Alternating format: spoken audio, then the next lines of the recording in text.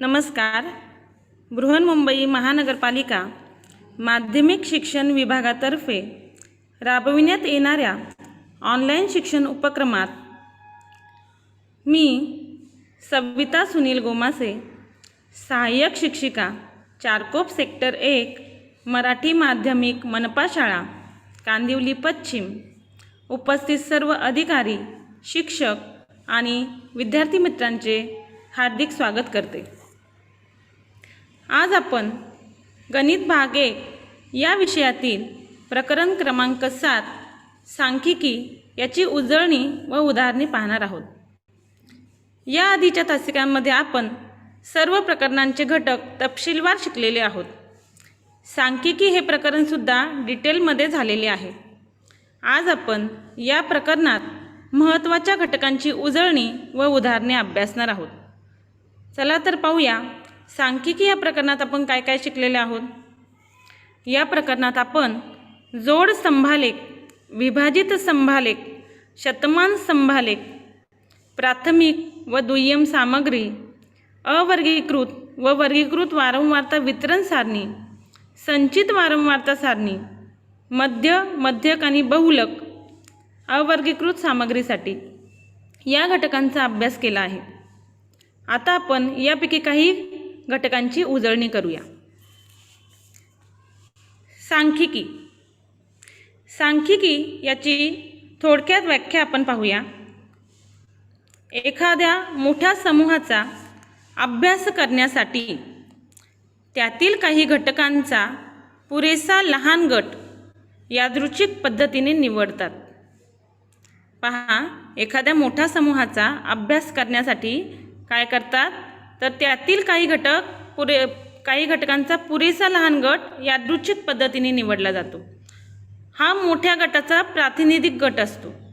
मोठ्या समूहाचा अभ्यास करायचा आहे म्हणून या मोठ्या गटाचा एक छोटा गट निवडला जातो.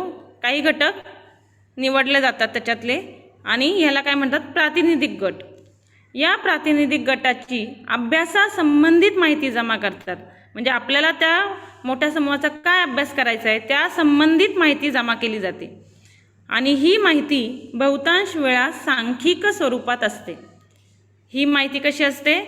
संख्यांच्या रूपात, म्हणजेच काय, सांख्यिक स्वरूपात असते आणि त्या सांख्यिक माहितीचे विश्लेषण करून काही निष्कर्ष काढतात. या प्रकारच्या अभ्यासाला सांख्यिकी म्हणजेच स्टॅटिस्टिक्स असे नाव आहे. पहा, एखाद्या मोठ्या समूहाचा अभ्यास करण्यासाठी त्यातील काही घटक काय केले जातात, त्याच्यातला एक पुरेसा लहान गट निवडतात आणि त्याची काय केली जाते, अभ्यासासंबंधी माहिती जमा केली जाते आणि ही जी माहिती असते ती कशी असते, संख्यांच्या स्वरूपात असते. म्हणून त्याला काय म्हणतात, सांख्यिक स्वरूपात असते असं म्हटलं जातं. आणि या संख्यांच्या स्वरूपात असणाऱ्या माहितीचे विश्लेषण केले जाते आणि त्यावरून निष्कर्ष काढले जातात. आणि ह्या पद्धतीने जर आपण अभ्यास केला तर या प्रकारच्या अभ्यासाला काय म्हटलं जातं, सांख्यिकी. सांख्यिकी या इंग्रजीमध्ये काय म्हटलं जातं तर स्टॅटिस्टिक्स. तर स्टॅटिस्टिक्स हा शब्द स्टेटस या लॅटिन शब्दापासून तयार झाला आहे. तर स्टेटस म्हणजे काय, तर स्टेटस म्हणजे राज्यातील स्थिती. पहा, खाली लिहिलं आहे, याचा अर्थ राज्यातील स्थिती असा होतो. यावरून पूर्वी सांख्यिकी हे शास्त्र राज्याच्या प्रशासकीय व्यवहाराशी संबंधित होते. म्हणजे स्टेटसवरून स्टॅटिस्टिक तयार झाला आहे म्हणून राज्यातील स्थितीशी हा घटक आधी संबंधित होता. परंतु आता सर्व ठिकाणी या शास्त्राचा उपयोग केला जातो. म्हणजे सर्वच क्षेत्रात या सांख्यिकी या शास्त्राचा वापर केला जातो. तर या शास्त्राचा सर्वप्रथम अभ्यास करणारे संख्याशास्त्रज्ञ हे सर रोनाल्ड एल्मर फिशर हे होते. म्हणून त्यांना संख्याशास्त्राचे जनक मानले जाते. संख्याशास्त्राचे जनक कोणाला मानलं जातं तर सर रोनाल्ड एल्मर फिशर. पुढे पहा, यामध्ये या सांख्यिकी या घटकामध्ये मोठ्या समूहाचा अभ्यास केला जातो. मोठ्या समूहाचा अभ्यास करण्यासाठी एक लहान गट निवडला जातो आणि त्याची माहिती गोळा केली जाते. मग आता ही जी माहिती असते ती संख्यांच्या स्वरूपात असते. मग यामध्ये पहिली जी पायरी आहे ती म्हणजे काय आहे, माहिती जमा करणे. म्हणजेच काय, जमा करणे म्हणजेच काय, तर माहितीचे संकलन करणे. ते आपण पुढे पाहूया. पहा, माहितीचे संकलन म्हणजेच काय, डेटा कलेक्शन. डेटा कलेक्शन सांख्यिकी या शास्त्रामध्ये आपण पाहिले की मोठ्या समूहाचा अभ्यास करण्यासाठी काही घटकांचा लहान गट निवडून त्याची माहिती जमा केली जाते. यालाच आपण काय म्हणणार आहोत, डेटा कलेक्शन. म्हणजेच काय, माहिती गोळा करणे. गोळा करणे म्हणजेच काय, संकलन करणे. म्हणून ह्याला काय म्हटलं जातं, माहितीचे संकलन. मग आता या माहितीचे संकलन कसं केले जाते पहा बरं. सामग्री. एखाद्या विशिष्ट समूहाविषयी आपण जी माहिती एकत्र करतो ती प्रामुख्याने संख्यांच्या स्वरूपात असते. तिला आपण काय म्हणतो, सामग्री म्हणतो. एखाद्या विशिष्ट समूहाविषयी जी माहिती एकत्र केली जाते ती कशाच्या स्वरूपात असते, संख्यांच्या स्वरूपात. म्हणून तिला काय म्हणतात, सामग्री म्हणतात. आता ही सामग्री दोन प्रकारची असते. एक म्हणजे प्राथमिक सामग्री आणि एक दुसरी दुय्यम सामग्री. सामग्रीचे दोन प्रकार पडतात, प्राथमिक सामग्री आणि दुय्यम सामग्री. तर यामधली प्राथमिक सामग्री म्हणजे काय, तर जर एखाद्या व्यक्तीने माहिती घेण्याच्या ठिकाणी प्रत्यक्ष जाऊन प्रश्न विचारणे, मोजदाद करणे इत्यादी प्रकारे सामग्रीचे संकलन केले तर त्या सामग्रीला प्राथमिक सामग्री म्हणतात. पहा, जर एखाद्या व्यक्तीने ज्या ठिकाणीची माहिती हवी आहे त्या ठिकाणी प्रत्यक्ष जाऊन तिथे जाऊन प्रश्न विचारले किंवा एखाद्या जागेची माहिती हवी असेल तर त्या जागेची मोजमापे घेतली किंवा एखाद्या शाळेची माहिती हवी असेल तर शाळेच्या प्रत्येक वर्गात जाऊन माहिती घेतली. समजा एखाद्या व्यक्तीला शाळेतील प्रत्येक वर्गातील हजेरीची माहिती हवी आहे तर त्या व्यक्तीने जर त्या शाळेत प्रत्यक्ष वर्गात जाऊन विद्यार्थ्यांची हजेरीची माहिती घेतली तर यास काय म्हणणार आपण, प्राथमिक सामग्री. या पद्धतीच्या सामग्रीला आपण प्राथमिक सामग्री म्हणतो. याची उदाहरणं पहा. उपहारगृहात पदार्थांचा दर्जा समजण्यासाठी ग्राहकांना त्यांचे अभिप्राय विचारून मिळवलेली माहिती. उपहारगृह म्हणजे काय, तर हॉटेल किंवा रेस्टॉरंट. तिथे जर आपल्याला पदार्थांचा दर्जा ठरवायचा असेल, एखाद्या उपहारगृहात आपल्याला त्या उपहारगृहाचा पदार्थांचा दर्जा ठरवायचा असेल, दर्जा म्हणजे काय, क्वालिटी. त्या पदार्थांची क्वालिटी जर आपल्याला ठरवायची असेल तर तेथील ग्राहकांना त्यांचा प्रत्यक्ष जाऊन अभिप्राय विचारणे, त्यांना प्रश्न विचारून अभिप्राय विचारणे, अशा प्रकारे जर माहिती गोळा केली तर ही माहिती कोणती माहिती असते, प्राथमिक सामग्री, प्रत्यक्ष जाऊन. दुसरी माहिती पहा. दुसरं उदाहरण, वर्गातील विद्यार्थ्यांच्या उंचीची प्रत्यक्ष मोजून केलेली नोंद. एखाद्या व्यक्तीला जर शाळेतील विद्यार्थ्यांच्या उंचीची माहिती हवी असेल तर त्याने प्रत्यक्ष शाळेत जाऊन एखाद्या वर्गातील विद्यार्थ्यांची उंचीची मोजमापे घेतली तर प्रत्यक्ष जाऊन घेतलेली ही जी माहिती आहे तिला आपण काय म्हणतो, प्राथमिक सामग्री म्हणतो. आता पाहूया पुढची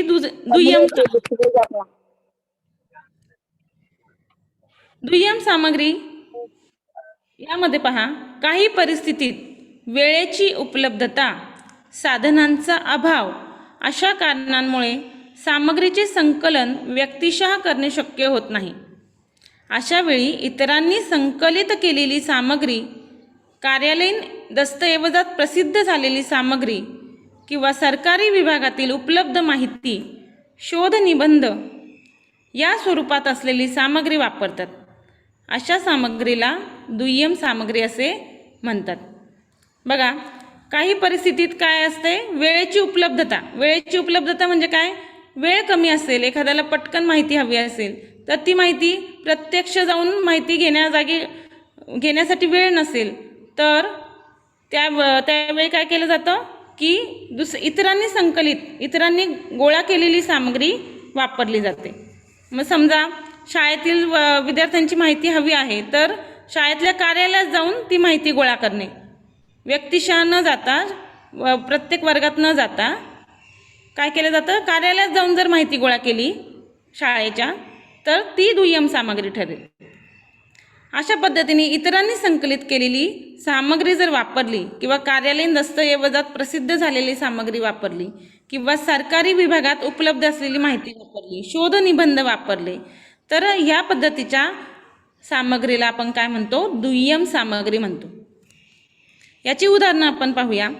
पहा, वर्तमानपत्रातील माहिती वापरून केलेला तक्ता, त्याच्यानंतर शाळेच्या विद्यार्थ्यांची माहिती शाळेतील कार्यालयात जाऊन घेणे. ही उदाहरणं तुम्ही लक्षात ठेवायची आहेत. आता आपण प्राथमिक सामग्री आणि दुय्यम सामग्री यातील फरक पाहूया. पहा, प्राथमिक सामग्री आणि दुय्यम सामग्री यामध्ये काय फरक आहे तर संकलन करण्यास जास्त वेळ लागतो. प्राथमिक सामग्रीसाठी काय होतं, वेळ जास्त लागतो, कारण प्रत्यक्ष जाऊन आपल्याला काय करायचं असतं, माहिती गोळा करायची असते. म्हणून या संकलन करण्यासाठी जास्त वेळ लागतो. या प्रकारची माहिती संकलन करण्यास म्हणजे गोळा करण्यास वेळ जास्त लागतो. त्याच्यानंतर दुसरं आहे अद्ययावत व तपशीलवार असते. प्राथमिक सामग्री ही आहे कशी असते, अद्ययावत, म्हणजे आपण प्रत्यक्ष जाऊन व्यक्तिशः जाऊन माहिती घेतल्यामुळे ती कशी असते, अप टू डेट असते, आत्तापर्यंतची आपली माहिती मिळते. आणि तपशीलवार, पूर्णपणे त्याचे तपशील मिळतात. ठीक आहे. त्याच्यानंतर अचूक आणि विश्वसनीय असते. आपण स्वतः घेतल्यामुळे ती कशी असते, अचूक, त्याच्यामध्ये चुका सापडत नाही जास्त करून. आणि विश्वसनीय, त्याच्यावर आपण पूर्णपणे विश्वास ठेवू शकतो, अशी माहिती सामग्री ती असते. त्यानंतर दुय्यम सामग्री पहा, त्वरित उपलब्ध होऊ शकते. यासाठी जास्त वेळ द्यावा लागत नाही. पहा, प्राथमिक सामग्रीसाठी जास्त वेळ लागतो, कारण प्रत्यक्ष जावे लागतं तिथे. प्रत्येक ठिकाणी जर एखाद्या जागेची मोजमापे घ्यायची असतील तर आपल्याला तिथे प्रत्यक्ष जाऊन मोजमापे घ्यावे लागतील. परंतु जर आपल्याला आधीच कोणी मोजमापे घेऊन ठेवली असतील तर ती माहिती आपल्याला पटकन उपलब्ध होऊ शकते. दुसरं आहे यामध्ये पूर्वी संकलित केलेली माहिती घेतल्यामुळे ती अद्ययावत असतेच असे नाही. काही वेळेस आधीच घेतलेली माहिती ही कधी अद्ययावत असेलच, म्हणजे अपडेट असेलच असं सांगता येत नाही. माहितीचा तपशील क्वचित कमी पडू शकतो. त्यानंतर ही कमी विश्वसनीय असू शकते, म्हणजे पूर्णपणे आपण त्याच्यावर विश्वास ठेवायचे की नाही हे आपल्याला सांगता येणार नाही. म्हणून दुय्यम सामग्री ही कमी विश्वसनीय असू शकते, तशी प्राथमिक सामग्री ही विश्वसनीय. एखाद्या विशिष्ट समूहाविषयी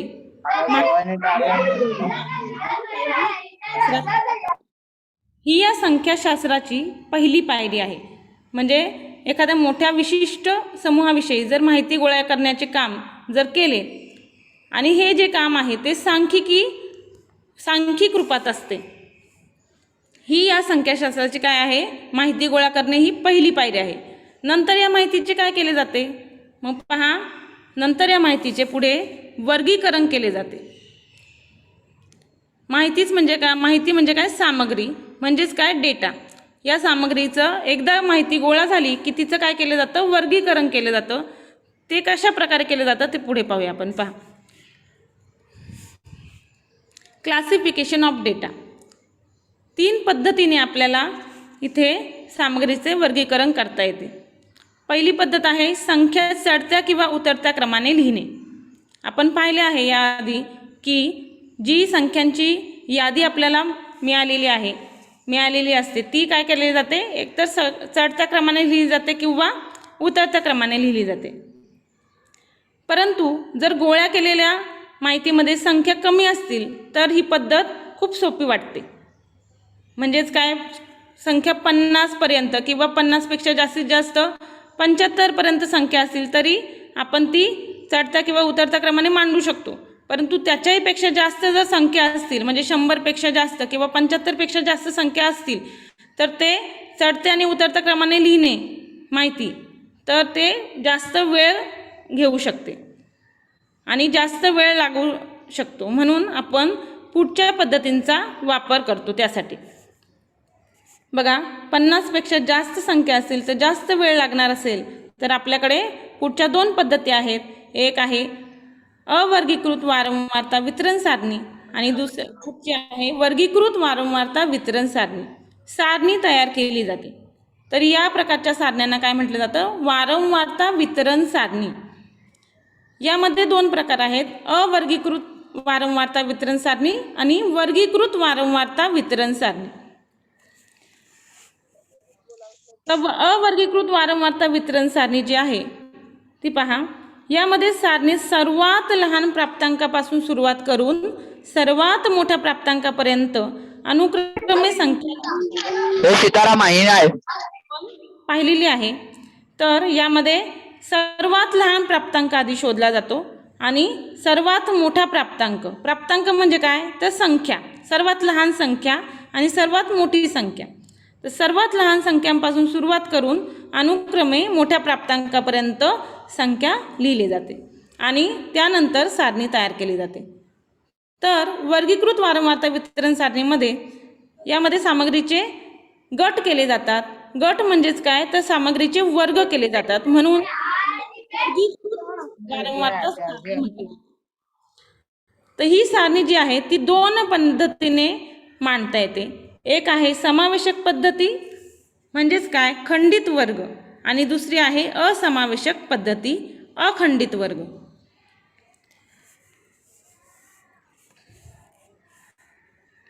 पहा, सामग्रीचे वर्गीकरण कसे केले जाते हे आपण पाहिले. पहिल्या पद्धतीत संख्या चढत्या किंवा उतरत्या क्रमाने लिहिले जाते आणि हे पद्धत सोपी आहे, परंतु फक्त संख्या कमी असतील तरच ही पद्धत सोपी आहे. आणि दुसरी पद्धत अवर्गीकृत वारंवारता वितरण सारणी तयार करणे. तर या दोन्ही पद्धती ज्या आहेत त्या आपण पुढील उदाहरणातून समजून घेऊया. उदाहरणार्थ एका शाळेच्या हरित सेनेतील 45 विद्यार्थ्यांपैकी प्रत्येकाने केलेल्या वृक्षारोपणाची संख्या खाली दिली आहे. यावरून अवर्गीकृत वारंवारता वितरण सारणी तयार करा. पहा, एका शाळेच्या हरित सेनेतील म्हणजे हरित सेना त्या शाळेने तयार केलेली आहे, म्हणजे वृक्षारोपण करण्यासाठी काही विद्यार्थ्यांची सेना तयार केलेली आहे. त्यामध्ये किती विद्यार्थी आहेत? तर 45 विद्यार्थी आहेत. या 45 विद्यार्थ्यांपैकी प्रत्येकाने केलेल्या वृक्षारोपणाची संख्या, वृक्षारोपण म्हणजे काय? तर झाडे लावणे, वृक्ष लावणे.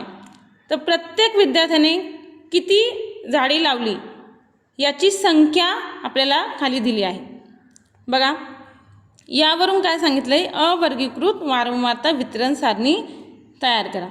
इथे पहा, जर तुम्ही संख्यांची यादी पाहिली तर त्यामध्ये काय दिसते? 45 संख्या आपल्याला दिसतात. तर ह्या 45 विद्यार्थी असल्यामुळे 45 संख्या आपल्याला दिसतात. तर पहिली जी 3 आहे तर ती पहिल्या विद्यार्थ्याने 3 झाडे लावली. 5 आहे ती दुसऱ्या विद्यार्थ्यांनी 5 झाडे लावली. तिसऱ्या विद्यार्थ्यांनी 7 झाडे लावली. चौथ्या विद्यार्थ्यांनी 6 झाडे लावली. 5व्या विद्यार्थ्यांनी 4 झाडे लावली. या पद्धतीने प्रत्येक विद्यार्थ्याने लावलेली इथे वृक्ष लावलेले संख्या इथे दिलेली आहे. म्हणजे पहिल्या 1 पासून ते 45 पर्यंत जे विद्यार्थी आहेत, पहिल्या विद्यार्थ्याने किती झाडे लावली, दुसऱ्याने किती लावली, तिसऱ्याने किती लावले, या पद्धतीने आपल्याला संख्यांची यादी दिलेली आहे. तर आता आपण हे उदाहरण आधी पहिल्या पद्धतीने पाहूया. यामध्ये संख्या चढत्या किंवा उतरत्या क्रमाने मांडल्या जातात. तर ह्यामध्ये आपण चढत्या क्रमाने मांडणी बघूया. बघा, संख्या ज्या आहेत त्या काय केल्यात? सर्वात लहान संख्या आधी घेतली आहे, त्यानंतर त्याच्यापेक्षा मोठी म्हणजे अनुक्रमे संख्या घेतली आणि सर्वात शेवटी काय आहे? सर्वात मोठी संख्या घेतली आहे. पहिली लहान संख्या काय आहे? 3 आणि सर्वात मोठी संख्या काय आहे? 7. तर ह्या संख्या मोजून काय केलेल्या आहेत? त्या चढत्या क्रमाने मांडलेल्या आहेत. अशी मांडणी जर केली तर ज्या प्रश्नांची उत्तरे आपल्याला हवी आहेत ती एकदम सुलभतेने आपल्याला मिळतात. मग आता ह्यामध्ये आपण सांगू शकतो, जर एखादा प्रश्न आपल्याला विचारला गेला की 3 झाडे किती विद्यार्थ्यांनी लावलेली आहेत, असा जर प्रश्न विचारला तर मग इथे किती जणांनी लावले ते आपण पटकन सांगू शकतो. पहा, 3ची फक्त संख्या मोजायची आहे. 1 2 3 4 5 6 7 8 9 10 म्हणजे 10 विद्यार्थ्यांनी 3 झाडे लावलेली आहेत. अशा पद्धतीचे आपल्याला प्रश्न पटकन सुलभतेने सोडवता येतात. तर आता या प्रश्नामध्ये आपल्याला अवर्गीकृत वारंवारता सारणी तयार करायला सांगितली आहे. ही आपली दुसरी पद्धत आहे. पहा, अवर्गीकृत वारंवारता सारणी कशी तयार करायची ते आपण शिकलेले आहोत, परंतु तरी आपण पूर्ण हे उदाहरण अवर्गीकृत वारंवारता सारणीने डिटेलमध्ये सोडवणार आहोत. यामध्ये आपल्याला 3 स्तंभ कॉलम करायचे आहेत. पहिल्या स्तंभामध्ये प्राप्तांक म्हणजेच काय, संख्या. तर इथे कशाची संख्या सांगितली आहे, वृक्षांची संख्या सांगितली आहे, म्हणून इथे वृक्षांची संख्या लिहिलेली आहे. त्याच्यानंतर ताळ्याच्या खुणा दुसऱ्या स्तंभात, तिसऱ्या स्तंभात वारंवारता. अशा प्रकारे 3 स्तंभ आपल्याला यामध्ये तयार करायला लागतात. अवर्गीकृत वारंवारता सारणीमध्ये आणि वारंवारता सारणीमध्ये स्तंभ सारखेच आहेत, फक्त वर्गीकृत वारंवारता सारणीमध्ये वर्ग तयार करावे लागतात. तर अवर्गीकृत वारंवारता सारणीमध्ये संख्या आपल्याला लिहायला लागतात. यामध्ये सर्वात लहान संख्या जी आहे म्हणजे सर्वात लहान प्राप्तांक कोणता आहे तर 3 आणि सर्वात मोठा प्राप्तांक आहे 7. हे अनुक्रमे मांडून घेतले आहेत. आधी पहिल्या रो मध्ये आपण काय केलं आहे, पहिली संख्या काय लिहिली आहे 3, म्हणजे याच्यामध्ये सर्वात लहान प्राप्तांक किती आहे 3 आणि सर्वात मोठा प्राप्तांक किती आहे 7, म्हणून 3 आधी लिहिले, नंतर 4, 5, 6 आणि 7 हे प्राप्तांक आपण इथे मांडून घेतले. आता इथे काय करायचं आहे, ताळ्याच्या खुणा. तर ताळ्याच्या खुणा पहा कशा करायच्या आहेत त्या.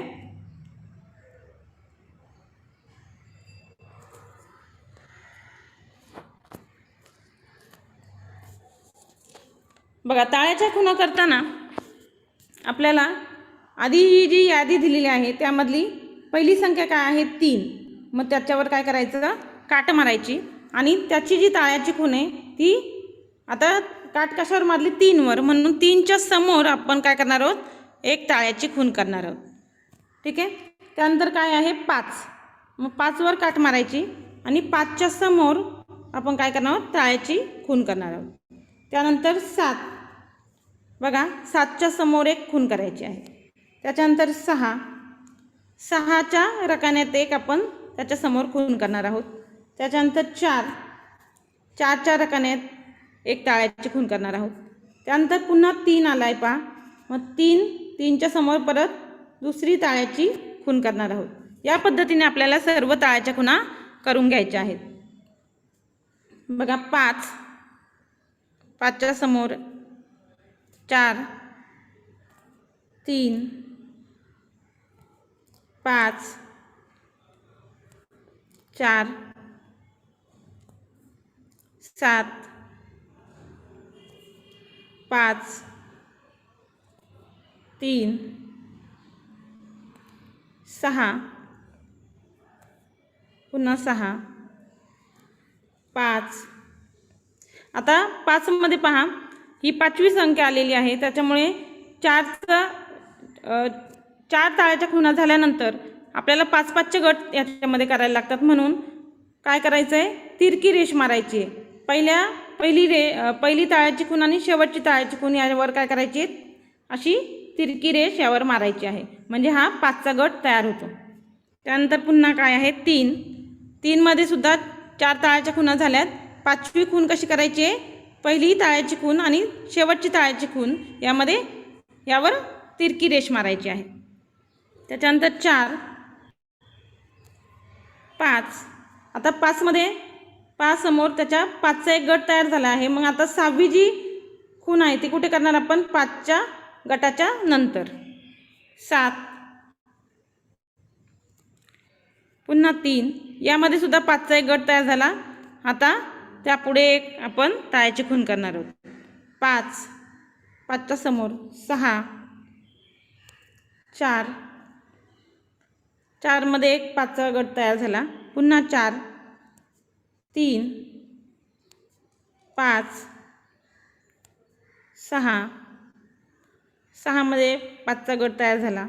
पुन्हा 6, 4, 3, 5 7 3 4 5 5मध्ये 5चा दुसरा गट तयार झाला. 7मध्ये 5चा एक गट तयार झाला. 6 4 3 5 4 पुन्हा 4 आणि 7.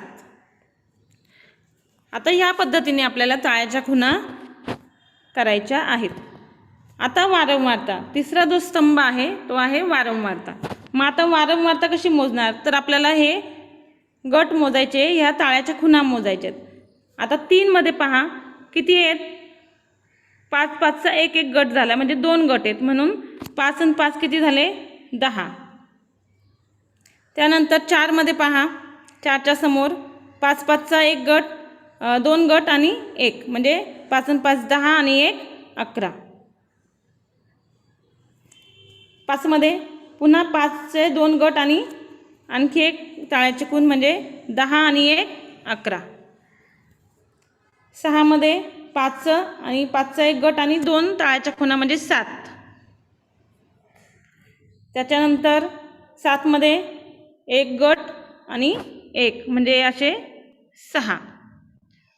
आता यामध्ये आपल्याला काय करायचं असते, पुढे एकूण वारंवारतेची बेरीज करावी लागते.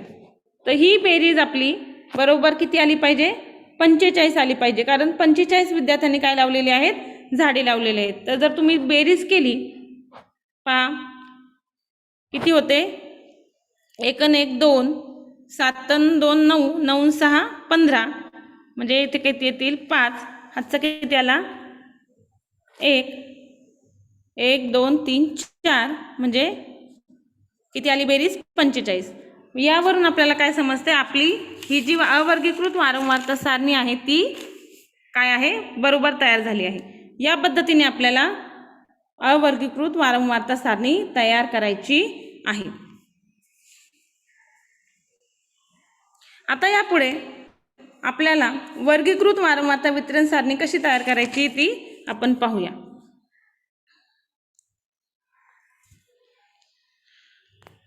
आपण पाहिलं, वर्गीकृत वारंवारता वितरण सारणीमध्ये समावेशक पद्धत आणि असमावेशक पद्धती अशा 2 पद्धतीने वर्गीकृत वारंवारता सारणी तयार केली जाते.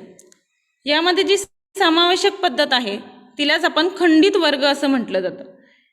या समावेशक पद्धतीने वर्गीकृत सारणी तयार करण्यासाठी आपल्याला सामग्रीचा विस्तार किती आहे ते पाहावे लागते.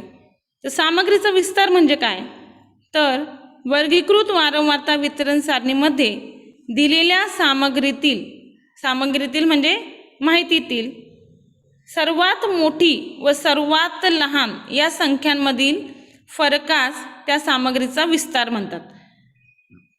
म्हणजेच काय बघा, वर्गीकृत वारंवारता सारणीमध्ये आपल्याला जी सांख्यिकी माहिती दिली जाते त्याच्यामध्ये जी मोठी संख्या आहे, सर्वात मोठी संख्या आणि सर्वात लहान संख्या यांच्यामधला फरक आपल्याला काढायचा आहे, आणि या फरकालाच काय म्हणणार आहोत आपण, सामग्रीचा विस्तार. उदाहरणार्थ बघा, एखाद्या सामग्रीतील सर्वात लहान संख्या 12 असून सर्वात मोठी संख्या 50 आहे, तर त्या सामग्रीचा विस्तार बरोबर, म्हणजे सर्वात मोठी संख्या किती आहे, 50, आणि सर्वात लहान संख्या 12, म्हणून 50 वजा 12 बरोबर 38. या पद्धतीने आपल्याला आधी सामग्रीचा विस्तार या समावेशक पद्धतीमध्ये काढून घ्यावा लागतो, आणि नंतर मग वर्गीकृत सारणी आपल्याला तयार करायची आहे. याप्रमाणे सामग्रीचा विस्तार लक्षात घेऊन सामग्रीचे सोयीस्कर वर्ग म्हणजेच गट यामध्ये तयार केले जातात. वर्गीकृत वारंवारता वितरण सारणीमध्ये त्याचं नावच वर्गीकृत, म्हणजे काय, वर्ग तयार करून. मग हे वर्ग तयार करण्यासाठी काय काय पाहायला लागतं आपल्याला, सामग्रीचा विस्तार किती आहे ते पाहायला लागतं. मग आता एका उदाहरणाने आपण ते समजून घेऊया. पहा, एका शाळेतील इयत्ता 9वीच्या 50 विद्यार्थ्यांनी प्रथम घटक चाचणीत गणितात 20 पैकी मिळवलेले गुण खालीलप्रमाणे आहेत. मग आपल्याला इथे काय दिलेले आहेत? गुण दिलेले आहेत. कशाचे दिलेले आहेत ते? एका शाळेतील इयत्ता 9वीच्या 50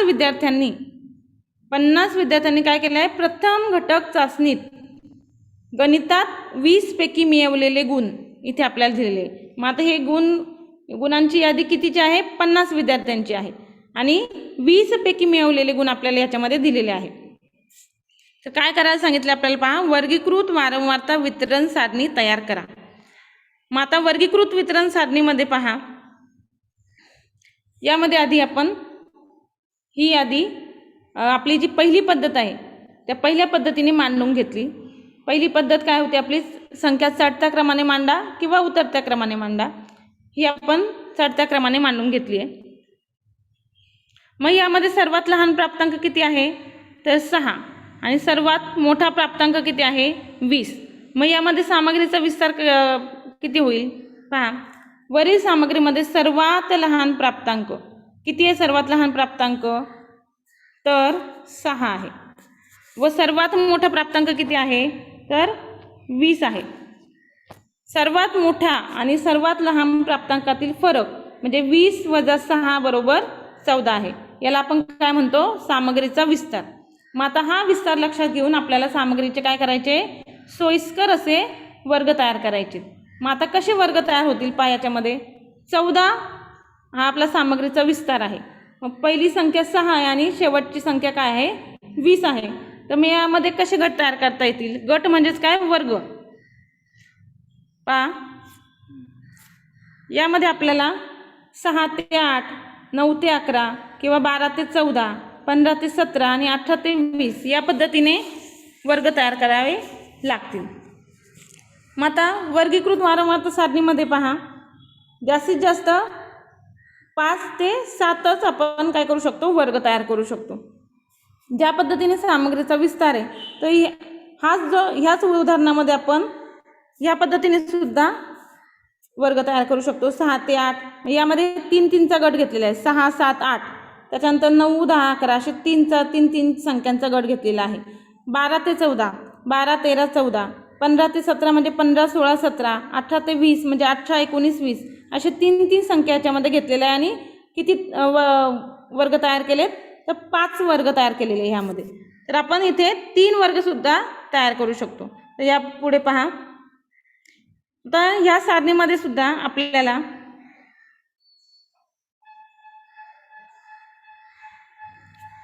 तीन स्तंभ घ्यायचे आहेत. पहिला स्तंभ आहे वर्ग, दुसऱ्या स्तंभात लिहायचे ताळ्याच्या खुणा आणि तिसरा आहे वारंवारता. तर वर्ग आपल्याला ह्या पद्धतीने सुद्धा ह्या उदाहरणात घेता येतील. बघा, यामध्ये 6 ते 10, 11 ते 15 आणि 16 ते 20 इथे फक्त 3च वर्ग तयार करून दाखवलेले आहेत. 6 ते 10 म्हणजे यामध्ये किती संख्या आहेत? 6, 7, 8, 9, 10 म्हणजे 5 संख्यांचा इथे गट तयार झालेला आहे. मग आता पुढे पहा, 11 ते 15. मग 11, 12, 13, 14, 15.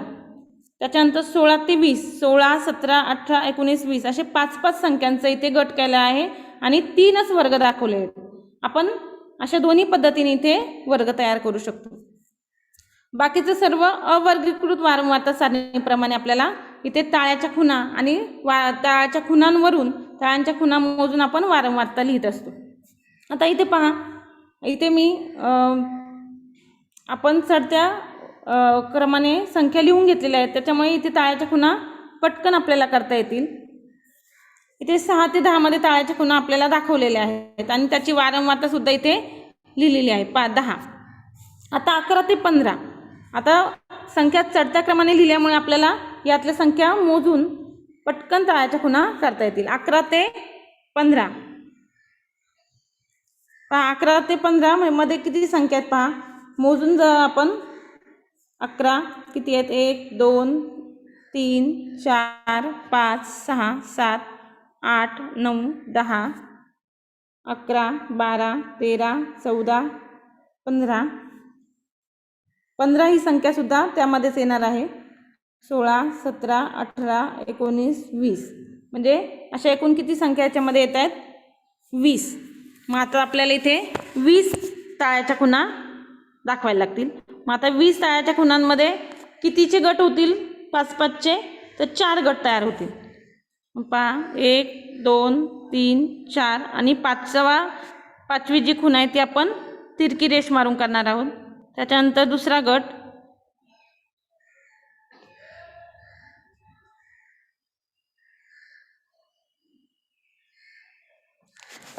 या पद्धतीने 20 तळाच्या खुणा इथे झालेल्या आहेत. म्हणून वारंवारता किती आहे त्याची? 20. आपल्याला 1 मार्काला सुद्धा विचारलं जातं, तळाच्या खुणा दिल्या जातात आणि वारंवारता किती आहे ते विचारलं जातं. आता 16 ते 20 पुढे पहा. 16 ते 20 या ज्या संख्या आहेत ते कोणत्या गटात येणार आहे? तर 16 ते 20 या गटामध्ये येणार आहे. 16 17 18 19 20 या सर्व संख्या 16 ते 20 या गटामध्ये म्हणजे वर्गामध्ये येतील. मग 16 बघा किती आहेत? 1 2 3 4 5 6 7 8 9 10 11 12 13 14 15 16 17 18 19 20. मग इथे खुणा किती येतील? तळाच्या 20 खुणा येणार आहे. म्हणजे 5चे 4 गट आपल्याला इथे करायला लागतील आणि त्याची वारंवारता आपल्याला पुढे दिली आहे 20. या पद्धतीने आपल्याला वर्गीकृत वारंवारता सारणी आपण आधी शिकलेलेच आहोत, पुन्हा आता आपण त्याची उजळणी केली. आता ही वारंवारतेची आपल्याला काय करायला लागते? बेरीज करायला लागते. काय ते बेरीज? 10 खाली बेरीज आपल्याला करून दाखवलेली n बरोबर 50. मग आता ही 50 होते का? पहा बेरीज 20 आणि 20 40 आणि 10 50. म्हणजे आपलं गणित काय आहे? बरोबर आहे. म्हणजे आपण जी बनवलेली सारणी आहे ती काय आहे? बरोबर आहे. यावरून आपल्याला समजते. या पद्धतीने आपल्याला अवर्गीकृत आणि वर्गीकृत सारणी तयार करायची आहे. आता वर्गीकृतमध्ये आपल्याला काही संज्ञा समजून घ्यायच्या आहेत. पहा, पहिली संज्ञा आहे वर्ग. प्राप्तांकांच्या सोयीस्कर आकाराच्या गटांना काय म्हणतात? वर्ग असे म्हणतात. आता आपण पाहिलं की वर्ग कसे तयार करायचे. तर प्राप्तांकांच्या सोयीस्कर आकाराच्या गटांना काय म्हटलं जातं? वर्ग. इथे 6 ते 10 मग ह्याच्या आधीच आपण जे गणित पाहिले तिथे काय गट केले होते आपण? 6 ते 10 11 ते 15. ठीक आहे. त्याच्यानंतर 16 ते 20 या पद्धतीने आपण ते वर्ग तयार केलेले आहेत. याला आपण काय म्हणणार आहोत? वर्ग. हे वर्ग आपण 6 ते 10 असं लिहू शकतो, मध्ये ते असं लिहू शकतो किंवा डॅश सुद्धा मारू शकतो. या पद्धतीने लिहिले जातात. 2 नंबर पहा, वर्ग मर्यादा, क्लास लिमिट. म्हणजे त्या वर्गाची मर्यादा किती आहे? आता इथे आपण 6 ते 10 हा वर्ग घेतला तर त्याची मर्यादा किती आहे? तर त्याच्यामध्ये सगळ्यात खालची जी वर्ग मर्यादा आहे ती 6 आहे आणि सगळ्यात वरची मर्यादा किती आहे? 10. म्हणजे फक्त 6 आणि 10 मधल्या संख्या त्याच्यामध्ये समावेश होऊ शकतो. 6 7 8 9 10 याच फक्त संख्यांचा त्याच्यामध्ये समावेश होऊ शकतो. म्हणून सगळ्यात खालची मर्यादा किती आहे? 6 आणि सगळ्यात वरची मर्यादा काय आहे? 10. तिसरं संज्ञा आहे वारंवारता. याला आपण फ्रिक्वेन्सी असं म्हटलं जातं. प्रत्येक वर्गात जेवढे प्राप्तांक येतात त्या प्राप्तांकाचे एकूण संख्येस त्या वर्गाची वारंवारता म्हणतात. मग आता प्रत्येक वर्गामध्ये म्हणजे 6 ते 10 11 ते 15 यामध्ये आपण जी वारंवारता पाहिली, किती प्राप्तांक आले त्याची आपण वारंवारता लिहिली, एकूण वारंवारता सुद्धा लिहिली. तर प्रत्येक वर्गामध्ये किती प्राप्तांक आहे ते आपण बघा. 6 ते 10 मध्ये 10 आले होते. त्याच्यानंतर 11 ते 15 मध्ये 20 आले होते. 16 ते 20 मध्ये त्याच्यानंतर परत 20 आले होते. हे जे आहे ते प्राप्तांकाच्या एकूण संख्येला काय म्हणतो आपण? वारंवारता म्हणतो. वरील सारणीत 11 ते 15 या वर्गात 20 प्राप्तांक येतात, म्हणून 11 ते 15 या वर्गाची वारंवारता किती आहे? 20 आहे असं म्हटलं जातं. या आधीच्या उदाहरणात आपण पाहिलेलं आहे. त्यानंतर पुढची संज्ञा आहे वर्गांतर किंवा वर्ग अवकाश. बघा, अखंडित वर्ग दिले असताना लगत येणाऱ्या 2 वर्गांच्या खालच्या आणि वरच्या मर्यादेतील फरकाला काय म्हणतात? वर्गांतर. बघा उदाहरणार्थ 5 ते 10 10 ते 15 त्याच्यानंतर 15 ते 20 जर असे वर्ग घेतले असतील 5 ते 10 त्याच्यानंतर लगेच 10 ते 15 घेतले, त्याच्यानंतर 15 ते 20 घेतले, असे जर वर्ग घेतले तर 5 ते 10 चे वर्गांतर किती आहे? तर यांच्यामधला फरक कसा काढणार आपण? 10 वजा 5, पहिला जो वर्ग आहे 5 ते 10, मग याचा वर्गांतर किती आहे? 10 वजा 5 करायचं, मग त्याचं वर्गांतर किती आहे? 5. परत 10 ते 15, मग यामध्ये काय करायला लागेल? 15 वजा 10 म्हणजे त्याचं वर्गांतर किती येईल? 5. परत 20 वजा 15, त्याचं वर्गांतर किती आहे? 5. 20मधून 15 गेले 5. म्हणजे प्रत्येक ठिकाणी वर्गांतर कसं पाहिजे? सारखं पाहिजे. वर्ग तयार करताना ही गोष्ट आपल्याला लक्षात ठेवायची की वर्गांतर नेहमी काय पाहिजे? सारखं. पुढची संज्ञा आहे वर्गमध्य. वर्गाच्या खालच्या व वरच्या वर्गमर्यादेच्या सरासरीस वर्गमध्य म्हणतात. जो आपण वर्ग तयार केलेला आहे त्या वर्गाचा वर्गमध्य बरोबर मध्य कसा काढायचा, तर त्यासाठी आपल्याला एक सूत्र दिलेलं आहे. वर्गमध्य बरोबर खालची वर्गमर्यादा अधिक वरची वर्गमर्यादा भागिले 2. यावरचं उदाहरण आपण पुढे पाहणारच आहोत. पहा, आता आपण ज्या संज्ञा अभ्यासल्या त्याच्यावर आधारित काही उदाहरणं आपण घेणार आहोत. पहिलं उदाहरण आहे 20 ते 25 या वर्गाची खालची आणि वरची मर्यादा लिहा. 20 ते 25 या वर्गाची खालची मर्यादा कोणती आणि वरची मर्यादा कोणती? बघा, खालची मर्यादा आहे 20 आणि वरची मर्यादा आहे 25. बघा उत्तर काय आहे? खालची मर्यादा 20 आणि वरची मर्यादा 25. या पद्धतीने आपल्याला खालची मर्यादा आणि वरची मर्यादा लिहायची आहे. दुसरे उदाहरण आहे 35 ते 40 या वर्गाचा वर्गमध्य काढा. मग आता आपण आत्ताच संज्ञा पाहिली की वर्गमध्य कसा काढायचा. इथे काय सांगितलंय? वर्गमध्य बरोबर खालची वर्गमर्यादा अधिक वरची वर्गमर्यादा भागिले 2. मग आता इथे खालची मर्यादा किती आहे? 35 आणि वरची मर्यादा किती आहे? 40 आणि या दोघांची बेरीज करून त्याला काय करायचं आहे? भागिले 2 असं करायचं आहे. बघा, वर्गमध्य बरोबर खालची मर्यादा अधिक वरची मर्यादा भागिले 2. मग खालची मर्यादा 35 अधिक वरची मर्यादा 40 भागिले 2. सूत्रामध्ये आपण किमती टाकल्या. 35 आणि 40 यांची बेरीज जर केली, तुम्ही घरी करून पहा, 75 आणि भागिले 2 तसेच, आणि 2 ने 75ला भागल्यानंतर 37.5 असं उत्तर येईल. म्हणून 35 ते 40 या वर्गाचा वर्गामध्ये किती आला? 37.5. या पद्धतीने आपल्याला वर्गमध्य काढायला विचारला जातो. हे जे गणित आहे ते 1-1 मार्काला आपल्याला परीक्षेला विचारले जातात. आता पुढे पहा, खालील सारणी पूर्ण करा. आता कधी कधी पूर्ण सारणी आपल्याला तयार करायला न सांगता सारणी पूर्ण करायला सांगितली जाते. मग या पद्धतीने आपल्याला त्याच्यामध्ये बॉक्स दिले जातात, रिकामे बॉक्स दिले जातात आणि त्यामध्ये आपल्याला संख्या भरायच्या असतात. पहा इथे काय दिले तर आपल्याला वर्ग दिलेले आहेत. वर्ग, वय, वर्ष. वर्ग आपल्याला 12 ते 13, 13 ते 14, 14 ते 15, 15 ते 16 असे वर्ग दिलेले आहेत. त्याच्यासमोर ताळ्याच्या खुणा आपल्याला करून दाखवलेल्या आहेत. त्यानंतर त्याची वारंवारतेसाठी आपल्याला बॉक्स रिकामे ठेवलेले आहेत. मग आता पहा, 12 ते 13 यामध्ये किती ताळ्याच्या खुणा आहेत?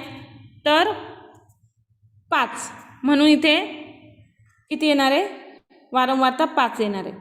ठीक आहे, एकदम सोपं आपल्याला करून दिलेलं आहे. त्याच्यानंतर 13 ते 14, मग यामध्ये किती ताळ्याच्या खुणा आहेत? पहा, 5-5चे 2 गट आणि पुढे किती ताळ्याच्या खुणा आहेत? 4. मग 5-5चे 2 गट झाले 10 आणि पुढे 10 आणि 4 14. या पद्धतीने आपल्याला काढायचं आहे.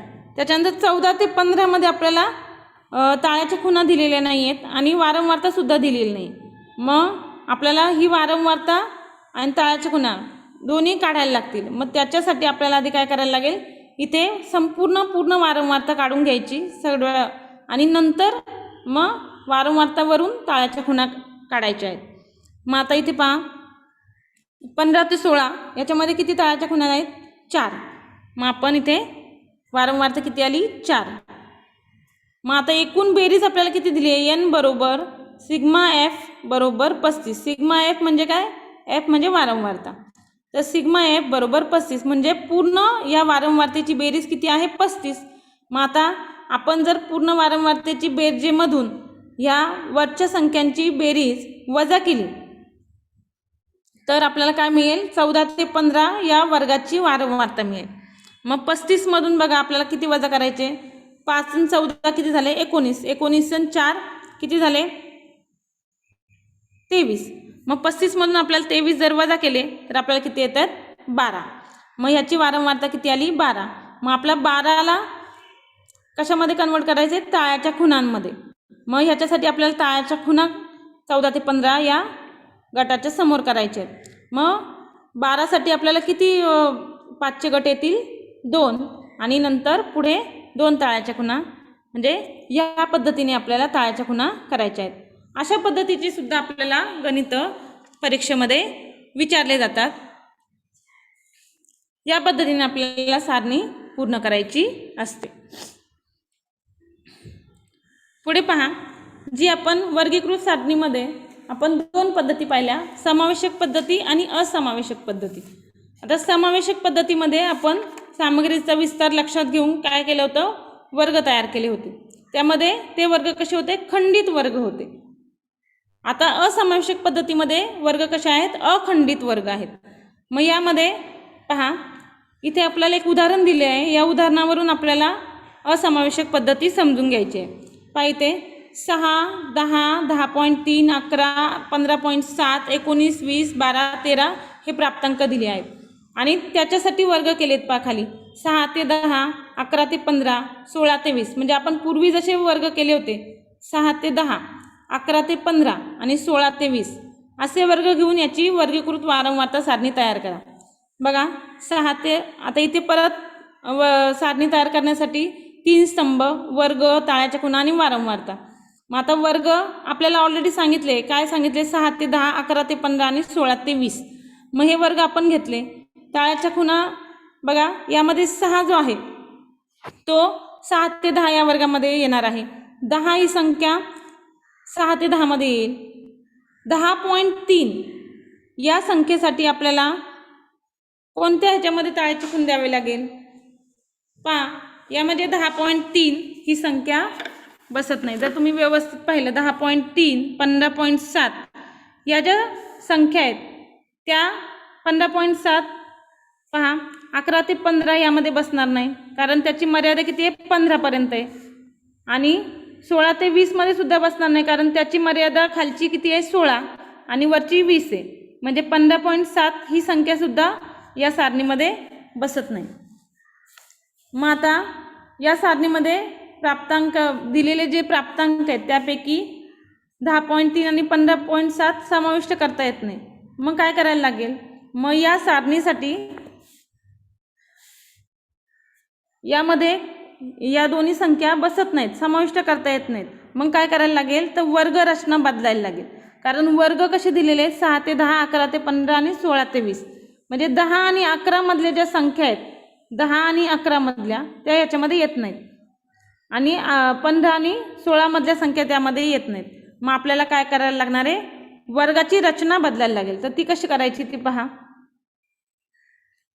बघा, वर्ग अखंडित 5 ते 10, 10 ते 15 म्हणजे म्हणून हे वर्ग 5 ते 10, 10 ते 15, 15 ते 20, त्याच्यानंतर 20 ते 25 याप्रमाणे सलग लिहायचे आपल्याला.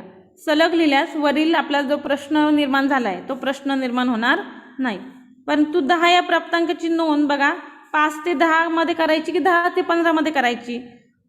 मग आता 10 जर आली संख्या तर त्याची आपल्याला नोंद कशामध्ये करायची? 5 ते 10 मध्ये करायची की 10 ते 15 मध्ये करायची? तर ही अडचण लक्षात घेऊन आपल्याला एक संकेत मानला जातो. जर 10 हा प्राप्तांक आला तर मग आपल्याला याची नोंद 10 ते 15 या वर्गात करायची. अशा पद्धतीने प्रत्येक संख्या काय करायची? आपल्याला यामध्ये समाविष्ट झाली पाहिजे. म्हणून आपल्याला ह्या पद्धतीने असमावेशक पद्धतीने काय करायची आहे? वर्ग रचना करायची. अखंडित वर्गप्रमाणे वर्ग तयार करायचे.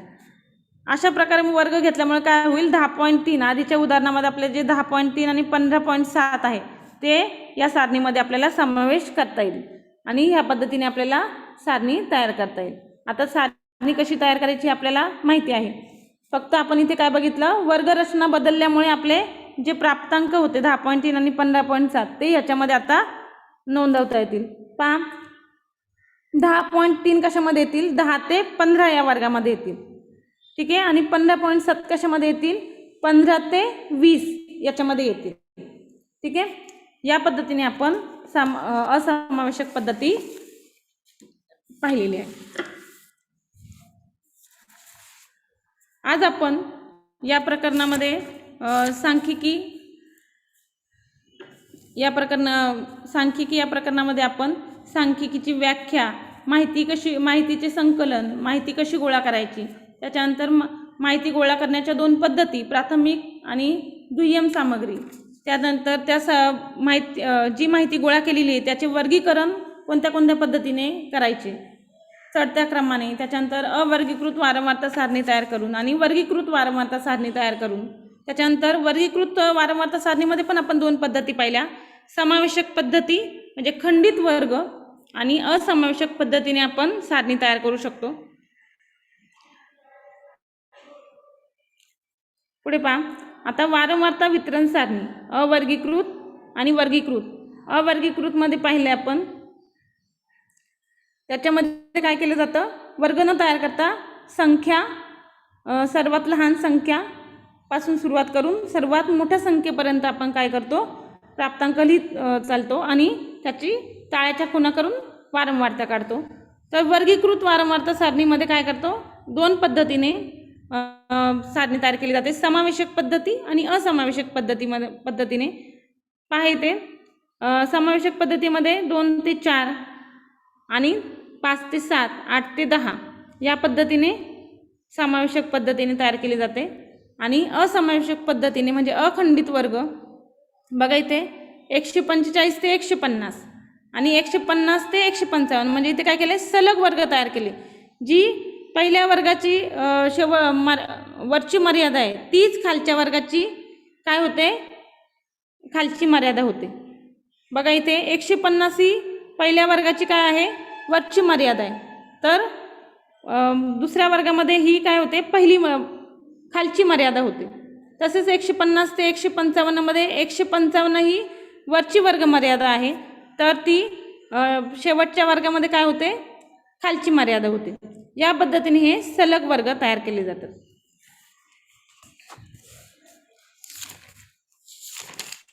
ऑनलाईन क्लासमध्ये सर्वजण उपस्थित राहिल्याबद्दल सर्वांचे धन्यवाद. अशा प्रकारे इयत्ता 9वीच्या विविध विषयांच्या विविध घटकांवर आधारित सर्व व्हिडिओज पाहण्यासाठी BMC एजू मराठी या चॅनलला सबस्क्राईब करा आणि आपल्या मित्रमैत्रिणींना शेअर करा. धन्यवाद.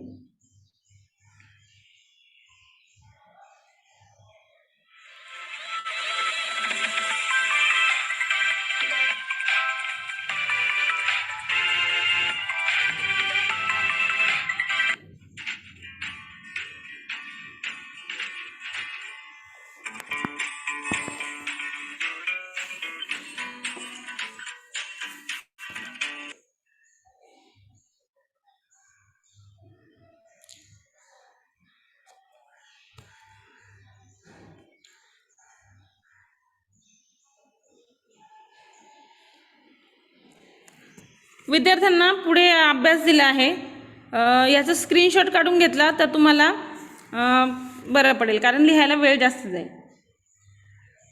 हे उदाहरण तुम्ही घरी सोडवायचं आहे.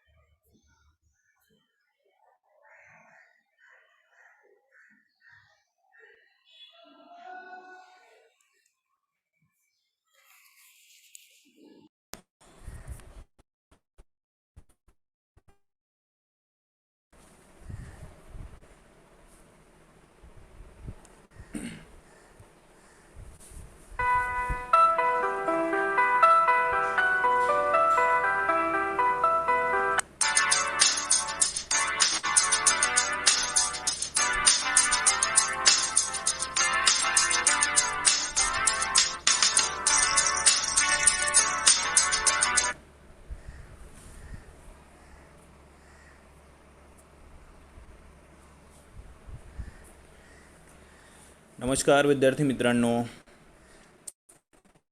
बृहन्मुंबई महानगरपालिका माध्यमिक शिक्षण विभाग ऑनलाईन लेक्चरमध्ये श्री मनपा माध्यमिक शाळा अंधेरी पश्चिम तुम्हा सर्व विद्यार्थ्यांचं मनपूर्वक स्वागत करतो. आज आपण विषय विज्ञान आणि तंत्रज्ञान यातील भाग क्रमांक 1 अभ्यासणार आहोत. याच पुस्तकातील प्रकरण क्रमांक 11, 12, 13, 14 याची आपण थोडक्यात उजळणी व त्यातील महत्त्वाचे प्रश्न म्हणजेच कारणे लिहा हेही अभ्यासणार आहोत. बघा, परीक्षा जसे जसे जवळ येतात तसा तसा आपला अभ्यास जो आहे तो प्रत्येक विषयाचा मोठा असल्यामुळे वेगवेगळा अभ्यास असल्यामुळे आपल्याला थोडं बर्डन येतं. त्यातला कोणता अभ्यास करायचा हे आपल्याला लक्षात आलं पाहिजे. किती मार्कांचा प्रश्न आहे तेही आपण लक्षात घेतलं पाहिजे. याच्या मागच्या सर्व ऑनलाईन लेक्चरमध्ये तुम्ही सर्व जे चॅप्टर्स आहेत त्यांचे सर्व महत्त्वाचे मुद्दे म्हणा किंवा उजळणी म्हणा किंवा सर्व लेक्चर्स अभ्यासलेले आहेत. परंतु याच्यामध्ये आपल्याला प्रश्नपत्रिकेत जो आपल्याला प्रश्न येतो कारणे लिहा त्यावर आपल्याला जरी थोडी सविस्तर चर्चा करायची आहे. पण त्याआधी विशिष्ट प्रकरण जे आहे त्या प्रकरणाबद्दल आपण थोडक्यात उजळणी पण पाहणार आहोत. म्हणजेच एका बरोबर 2 जे आहेत त्या गोष्टी आपल्याला आज पूर्ण करायच्या आहेत किंवा स्पष्टीकरण आपल्याला ऐकावं लागेल. आता आपण सुरू करूया या प्रकरण क्रमांक 11, 12, 13 आणि 14 वरील थोडक्यात उजळणी व कारणे लिहा. तर आपण द्वितीय सत्रातलं एक चॅप्टर बघूया. पार्ट फर्स्टचं प्रकरण नंबर 11 प्रकाशाचे परावर्तन. या चॅप्टरमध्ये आपल्याला काही महत्त्वाचे मुद्दे अभ्यासायचे आहेत. हे कोणते कोणते मुद्दे आहेत हे बघूया आपण. प्रकाश म्हणजे काय? आता तुम्हाला सगळ्यांना माहिती एक ओळ सगळ्यांना आठवत असेल, तिमिरातून तेजाकडे. म्हणजे अंधारात आपल्याला ज्या विशिष्ट प्रारणांमुळे आपल्याला दिसायला लागतं त्याला आपण प्रकाश म्हणतो. लाईट गेल्यानंतर, मेणबत्ती लावल्यानंतर आपल्याला सर्व काही दिसतं, किंवा आपण टॉर्च लावल्यानंतर दिसतं, किंवा रात्रीचा दिवस झाल्यानंतर म्हणजे सूर्य जेव्हा आपल्याला निघतो किंवा उगवतो म्हणतो आपण त्याला, त्यावेळेस आपल्याला सर्व वस्तू दिसायला लागतात. म्हणजे दिसण्याची ही जी काही संवेदना आहे ही जेव्हा ज्यामुळे जाणवते त्याला आपण प्रकाश म्हणतो. हे आपल्या बोलीभाषेत झालं. पण ॲक्च्युअल जर आपण शास्त्रीय भाषेत किंवा वैज्ञानिक भाषेत शब्द असतो हा, तर त्या दृष्टीने जर बोलायला गेलं तर साधारण 4 × 10⁻⁻7 मीटर ते 7 × 10⁻⁻7 मीटर तरंग लांबी असणाऱ्या विद्युत चुंबकीय प्रारणांच्या परिणामांमुळे आपल्याला सभोवतालच्या वस्तू दिसू शकतात.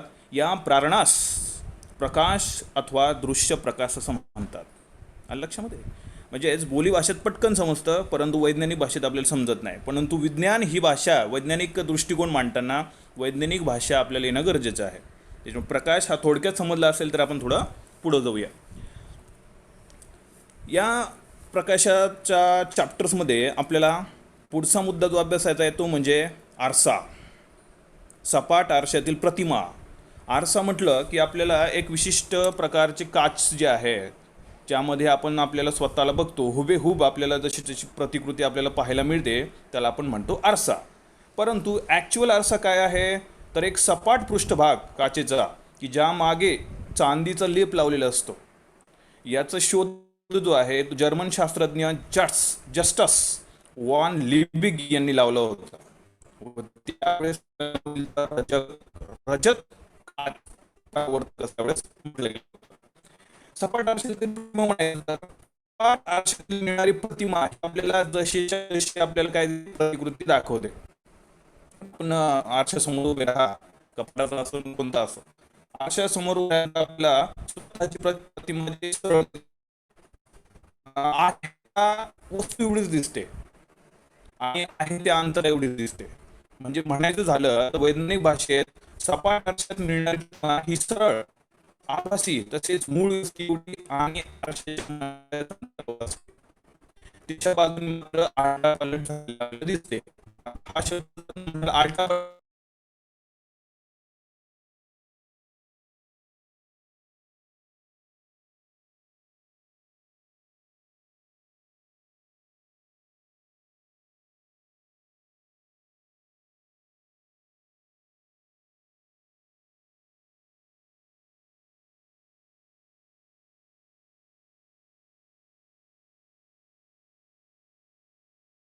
या प्रकरणामध्ये महत्वाचे मुद्दे पाहताना आपण प्रकाश म्हणजे काय हे बघितलं.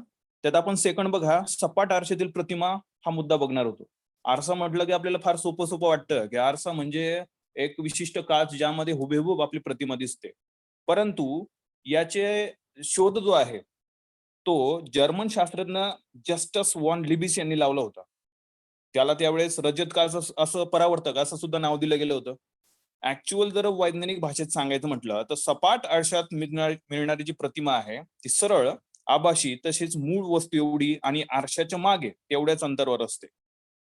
तिच्या बाजूंची मात्र आलटापालट झालेलं आपल्याला दिसते. असं काय म्हटलंय, आलटापालट आणि आभासी या दोन शब्दामध्ये जर लक्ष दिलं तर आपल्याला समजेल की आपण आरशासमोर जेव्हा उभं राहतो त्यावेळेस उजवा हात वर केल्यानंतर आरशातला व्यक्ती म्हणजेच आपण स्वतः डावा हात वर केल्यासारखं भासतं. ते जरी नसलं समजलं तर दुसरं घ्या, एका विशिष्ट कागदावर जर आपण विशिष्ट अंक लिहिले आणि ते जर आरशात बघितले तर ते उलट दिसतात, आभासी असल्यासारखं जाणवतात. 100 उलटा दिसतो आपल्याला. म्हणजे ती ऍक्च्युअल प्रतिमा जी आहे ती सरळ आहे, मूळ वस्तू एवढीच आहे, परंतु ती कशी आहे, आभासी आणि आलटापालट झालेली प्रतिमा आपल्याला पाहायला मिळते. बरोबर. तर या काचेच्या मागच्या बाजूला चांदीचं लेप लावल्यानंतर अशा प्रकारचे रजत काच परावर्तक आपल्याला पाहायला मिळतात. पुढे जाऊया. आलं लक्षात सपाट काच. पुढे आहे प्रकाशाच्या परावर्तनाचे काही नियम आहेत. या पूर्ण चॅप्टर्स मध्ये नियम सुद्धा आहेत प्रकाशाच्या परावर्तकाचे. हे नियम काय आहेत ते आपण जरा थोडक्यात बघूया. पहिला नियम काय सांगतो की आपाती प्रकाश किरण, परावर्तित प्रकाश किरण आणि परावर्तित पृष्ठभागास आपतन बिंदूवर काढलेली स्तंभिका एकाच प्रतलात असतात आणि आपाती प्रकाश किरण आणि परावर्तित प्रकाश किरण स्तंभिकेच्या विरुद्ध बाजूने असतात. पाठांतरणाचा भाग आहे, परंतु नियम तो नियम आहे. नियम हा पूर्णतः जशाच्या तसा पाठ असायला हवा. तसे दुसरा नियम काय सांगतो, आपतन कोन आणि परावर्तन कोन समान मापाचे असतात. हे नियम पडताळूनही पाहू शकता. म्हणजे दुसरा नियम काय सांगतो, आपात कोन आणि परावर्तन कोन समान मापाचे असतात. म्हणजे येणारे कोन आणि ते आरशावर आदळल्यानंतर जाणारे कोन म्हणजे त्याला आपतन कोन आणि परावर्तन कोन हे कसे असतात, हुबेहूब जसेच्या तसे असतात. याचा पडताळा तुम्ही घरात पण घेता. तुम्ही जेव्हा रात्री लाईट गेल्यानंतर आरशावर तुम्ही टॉर्च चमकवली तर तो प्रकाश आरशावर आदळून पुन्हा तुमच्याकडे आलेला तुम्हाला दिसेल. थोडी जर बॅटरी फिरवली, त्याचा जर कोन बदलला गेला तर त्या प्रकाश किरणांचा कोन सुद्धा तुम्हाला बदललेला पाहायला मिळेल. म्हणजे ज्याचा अर्थ काय, आपतन कोन आणि परावर्तन कोन हे समान मापांचे असतात. एक आहे नियम आहे. पुढचं बघूया, गोलीय आरसे. आरसा गोल असतो सगळ्यांनाच माहिती आहे, म्हणजे वेगवेगळ्या आकाराचे असतात, परंतु या गोलीय आरशामध्ये जरा फरक आहे. यांचे दोन विभाग पडतात. हे दोन विभाग कोणते आहेत, एक आहे अंतर्गोल पृष्ठभाग असणारा आरसा आणि दुसरा आहे बहिर्गोल पृष्ठभाग असणारा आरसा. म्हणजे थोडक्यात सांगायचं, अंतर्गोल मध्ये काय, वाटीसारखं जर तुम्हाला त्यामध्ये खड्डा जर सापडला किंवा असला किंवा दिसला तर आपण त्याला अंतर्गोल पृष्ठभाग असलेला आरसा म्हणू. आणि दुसरा काय, फुगवटा असलेला, काचेला जर फुगवटा असेल तर त्याला बहिर्गोल पृष्ठभाग असलेला आरसा असं आपल्याला म्हणता येईल. पण ऍक्च्युअल गोलीय आरशाचा अंतर्भाग किंवा अंतर्गोल पृष्ठभाग परावर्तक असल्यास त्याला स्वतः अंतर्गोल आरसा असं म्हणतात. आणि गोलीय आरशाचा बहिर्गोल पृष्ठभाग जर परावर्तक असेल तर त्याला बहिर्गोल आरसा म्हणतात. म्हणजे आपल्याला गोलीय आरशाचे पुन्हा दोन विभाग पडलेले आपल्याला दिसतील. मागच्या तासिकेमध्ये किंवा लेक्चरमध्ये पूर्णतः या चॅप्टरचा अभ्यास करताना तुम्ही या गोलीय आरशातले ध्रुव म्हणजे काय, वक्रता केंद्र, वक्रता त्रिज्या, मुख्य अक्ष, मुख्य नाभी अंतर या सर्व गोष्टींचा विस्तारितपणे अभ्यास केलेला आहे. जर आपण त्याच्या पुढे जाऊया. आरसा स्पष्टीकरण आपण आता आरशा स्पष्टीकरण घेतलंच. त्या आरशाचं सूत्र काय आहे ते आपण बघूया. आरशाचं सूत्र 1/v हा व्ही नसून व्ही सारखा दिसतो म्हणून व्ही म्हणतात, plus 1/u is equal to 1/1 v plus 1/u बरोबर 1/f. हे पाठांतरणाला फार सोपं जातं मराठीतून. येथे यू म्हणजे काय, आरशाच्या ध्रुवापासूनचे अंतर, वस्तूचे आरशाच्या ध्रुवापासूनचे अंतर. यू म्हणजे काय, यू म्हणजेच वस्तूचे आरशाच्या ध्रुवापासूनचे अंतर व्ही म्हणजे प्रतिमेचे आरशाच्या ध्रुवाच्या पासूनचे अंतर, आणि शेवटचा एफ बरोबरच्या समोरचा तो आहे आरशाचे नाभी अंतर. हे सूत्र आपल्याला पाठ असलं पाहिजे. पुढे जाऊया. अंतर्गोल व बहिर्गोल आरशाचे गुणधर्म उपयोग. खरंच या अंतर्गोल आणि बहिर्गोल आरसा जो आहे त्याचा आपल्याला उपयोग होतो का, ऍक्च्युअल त्याचे गुणधर्म काय आहे ते जरा आपण अभ्यासूया. अंतर्गोल आरशामध्ये तुम्हाला माहिती आहे, अंतर्गोल आरशाचं उदाहरण सांगायचं म्हटलं तर तुम्ही सलून मध्ये जाता. सलून मध्ये मागच्या बाजूला जे आरसे बसवलेले असतात, जे आपल्याला मागची बाजू आणि पुढची बाजू दोन्ही दाखवतात, ते सपाट आरसे असल्यासारखे वाटतील पण ऍक्च्युअल ते अंतर्गोल आरसे आहे. दातांच्या दवाखान्यामध्ये तुम्ही गेल्यानंतर डॉक्टरांकडे एक छोटीशी हत्यार असतं की ज्याद्वारे आपल्या तो दातांचं काय करतो, निरीक्षण करत असतो. त्याला छोटासा पुढे गोल भाग असतो, त्याला एक आरसा असतो, त्यामध्ये छोटी प्रतिमा मोठी दिसायला लागते. तो दातांच्या दवाखान्यामध्ये अशा प्रकारचा अंतर्गोल आरसा तुम्हाला पाहायला मिळेल. तसेच तुम्हाला बॅटरी व वाहनांचे हेडलाईट्स जे आहेत, आपल्या गाड्यांचे बॅटरीज, वाहनांचे हेडलाईट्स, याच्यामध्ये सुद्धा तुम्हाला अंतर्गोल आरसे पाहायला मिळतील. म्हणजेच केश कर्तनालय, दाताचा दवाखाना, आरशाच्या ध्रुव व नाभी यांच्या दरम्यान वस्तू असल्यास या वस्तूची सुलट आभासी व अधिक मोठी प्रतिमा आपल्याला पाहायला मिळते. म्हणून अशा ठिकाणी अशा प्रकारचे आरसे आपल्याला पाहायला मिळतात. त्यातल्या त्यात फ्लड लाईट्स म्हणजे प्रकाशाचा स्रोत जो आहे अंतर्गोल आरशाच्या वक्रता मध्याच्या थोडासा पलीकडे ठेवला जातो, यामुळे तीव्र प्रकाश झोत आपल्याला पाहायला मिळतो. विविध सौर उपकरणे जे आहेत त्यामध्ये सुद्धा अंतर्गोल आरसे आपल्याला पाहायला मिळतात. या अंतर्गोल आरशावरून परावर्तित किरणे आरशाच्या नाभीय प्रतलात एकत्र होतात आणि ती एकत्र झाल्यामुळे मोठ्या प्रमाणात उष्णता निर्माण होते आणि आपल्याला पाहिजे वस्तू पदार्थ जो आहे तो आपल्याला मिळेल. म्हणजेच सौर कुकरच्या बाबतीत बोलत होतो. सौर ऊर्जा जी आहे त्यामुळे प्रकाश सुद्धा तयार करता येतो. अन्न शिजवलं जाऊ शकतं सौर कुकरमध्ये, म्हणजे प्रकाश एकत्र येतो आणि त्यामध्ये उष्णता निर्माण होते आणि त्यामुळे आपलं अन्न सहजपणे शिजू शकतं. त्याचे काही हे झाले आपले गुणधर्म, थोडे उपयोग. आता थोडा बहिर्गोल जो आहे त्या आरशाचे गुणधर्म उपयोग जर बघूया. तुम्हाला माहितीये गाड्यांच्या उजव्या आणि डाव्या बाजूला अशा प्रकारचे आरसे बसवलेले असतात. म्हणजे गाडी जी आहे ना त्याच्या बाजूचे दोन जे आरसे आहेत ते बहिर्गोल आरसे असतात. हे आरसे मोठे बहिर्गोल आरसे, अजून मोठे बहिर्गोल आरसे जे आहेत ते दुकानात बसवलेले असतात. म्हणजेच गाड्याचे आणि जर मोठे आरसे जे आहेत ते आपल्याला बहिर्गोल आरशाचं एक उदाहरण म्हटलं जाईल. आरशासमोर मिळणारी जी प्रतिमा आहे जी ना ती पडद्यावर घेता येते, तिला वास्तव प्रतिमा म्हणतात. वस्तूचे स्थान कुठेही असले तरी बहिर्गोल आरशामुळे मिळणारी प्रतिमा ही आभासी, सुलटी वस्तूपेक्षा लहान व आरशाच्या मागे मिळते. म्हणजे एक्झाम्पल बघा, तुम्ही गाडीत कधी ड्रायव्हिंग केली असेल तर तुम्हाला आरशात कोणती गाडी कुठे किती अंतरावर आहे ती पाहायला मिळते, पण त्या गाडी बरोबरच इतर आसपास काय आहे त्या वस्तू आपल्याला पाहायला मिळतात. नाही ते एक्झाम्पल तुम्ही म्हणू शकता की त्या बहिर्गोल आरशाऐवजी जर सपाट आरसा लावला असतं तर काय झालं असतं, तर फक्त विशिष्ट जवळ येणारी प्रतिमाच आपल्याला दिसली असती, दूरची प्रतिमा दिसू शकली नसती. असो, सुलटी वस्तूपेक्षा लहान व आरशाच्या मागे आपल्याला पाहायला मिळते. आरशा मागे मिळणारी जी प्रतिमा आहे ती पडद्यावर घेता येत नाही, तिला आभासी प्रतिमा असं म्हणतात. या प्रतिमेचे विशालन एकहून कमी असते. हेच झाले या बहिर्गोल आरशाचे काही गुणधर्म आणि उपयोग. म्हणजे बहिर्गोल आरसा हा अंतर्गोल आरशा एवढाच कामाला येतो, उपयोगाला येतो. बरोबर. आता आपण या चॅप्टर्सच्या महत्वाच्या मुद्द्याकडे जाऊया, तो म्हणजे कारणे लिहा. 3-3 मार्काचा एक एक प्रश्न असतो. तुम्हाला हा प्रश्नपत्रिकेत मार्क देऊन जाणार प्रश्न आहे, परंतु हे मार्क तेव्हाच मिळतील जेव्हा तुम्ही शास्त्रीय भाषेत त्याची उत्तर लिहिता.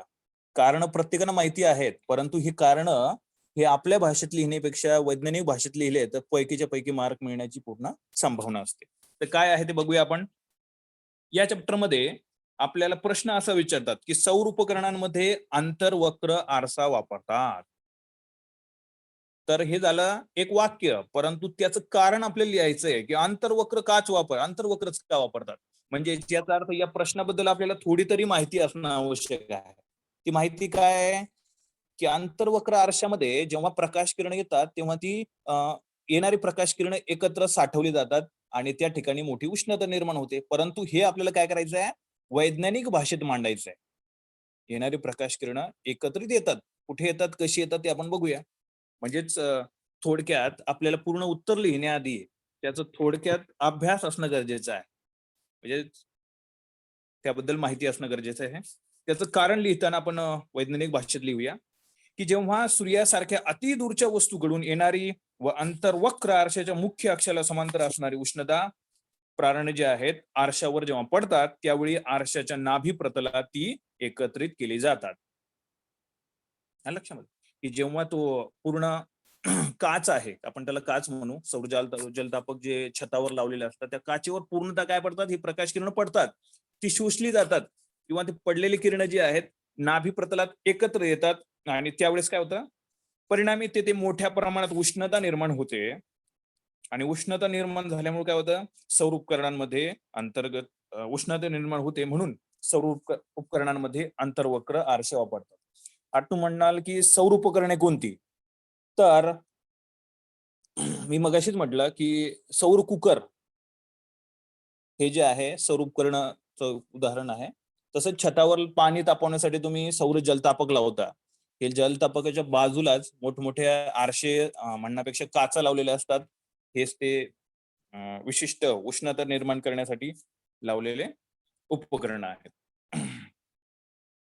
पुढचा प्रश्न घेऊया.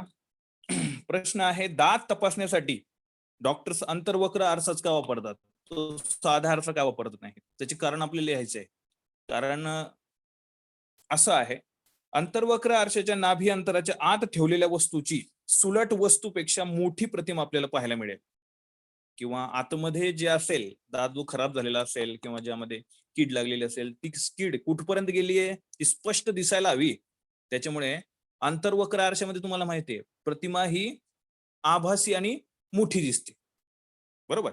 सुलट वस्तूपेक्षा ती मोठी प्रतिमा आपल्याला पाहायला मिळते. त्यामुळे दात तपासण्यासाठी अंतर्वक्र आरसा वापरल्याने डॉक्टरांना दाताची विशाल प्रतिमा पाहायला मिळते. त्यामुळे त्यांना साहजिकच दातातील खड्डे व इतर दोष स्पष्टपणे पाहता येतात. म्हणून दात तपासण्यासाठी डॉक्टर काय करतात? अंतर्वक्र आरशाचा इन्स्ट्रुमेंट जे आहे ते वापरतात किंवा अंतर्वक्र आरशाचा वापर करतात. पुढचा प्रश्न असा असतो, या प्रकरण म्हणजे उत्तर लिहायला सोपं आहे, परंतु त्याबद्दल थोडी माहिती असणं आवश्यक आहे. पहिले पण सांगितलं मी. पुढचा प्रश्न असा आहे, वाहनाचे उजव्या व डाव्या बाजूने नेहमी बहिर्वक्र आरशेच बसवतात. बोलता बोलता बोललो मी, सपाट आरशे का नाही बसवत? बहिर्वक्रच आरशे का बसवले जातात? त्याचं कारण आपल्याला माहिती असणं गरजेचं आहे. येणारी वाहनं मागून येतात. वाहन जवळ आल्यानंतर आणि दूर असल्यानंतर दोन्ही आपल्याला दिसतं बहिर्वक्र आरशामध्ये. त्या वाहनाबरोबर इतरही आसपासच्या वस्तू आपल्याला स्पष्ट दिसतात. जशी जशी वस्तू जवळ यायला लागली तशी तशी ती आपल्याला जशी आहे तशी पाहायला मिळते. परंतु हे आपल्या भाषेत झालं. ते मांडताना आपल्याला काय करायचंय? शास्त्रीय किंवा वैज्ञानिक भाषा आपल्याला पाहायची आहे किंवा मांडायची आहे. त्या भाषेत आपलं उत्तर असलं पाहिजे. ते काय? तर कारण असं आहे, बहिर्वक्र आरशासमोर असलेल्या वस्तूची प्रतिमा ही सुलट वस्तूपेक्षा लहान असते आणि आरसा वस्तूपासून जितका दूर न्यावा तितकी वस्तूची प्रतिमा लहान होत जाते व त्या वस्तू भोवतालच्या इतर वस्तूही त्यामध्ये दिसायला लागतात. म्हणजे तुम्हाला माहिती आहे की तुम्ही स्वतः अनुभव घेतला असेल की जेव्हा या बहिर्वक्र आरशामध्ये तुम्ही बघता, ती वस्तू जेवढी आहे त्याच्यापेक्षा थोडी लहान दिसते. पण लहान दिसल्याचा फायदा काय?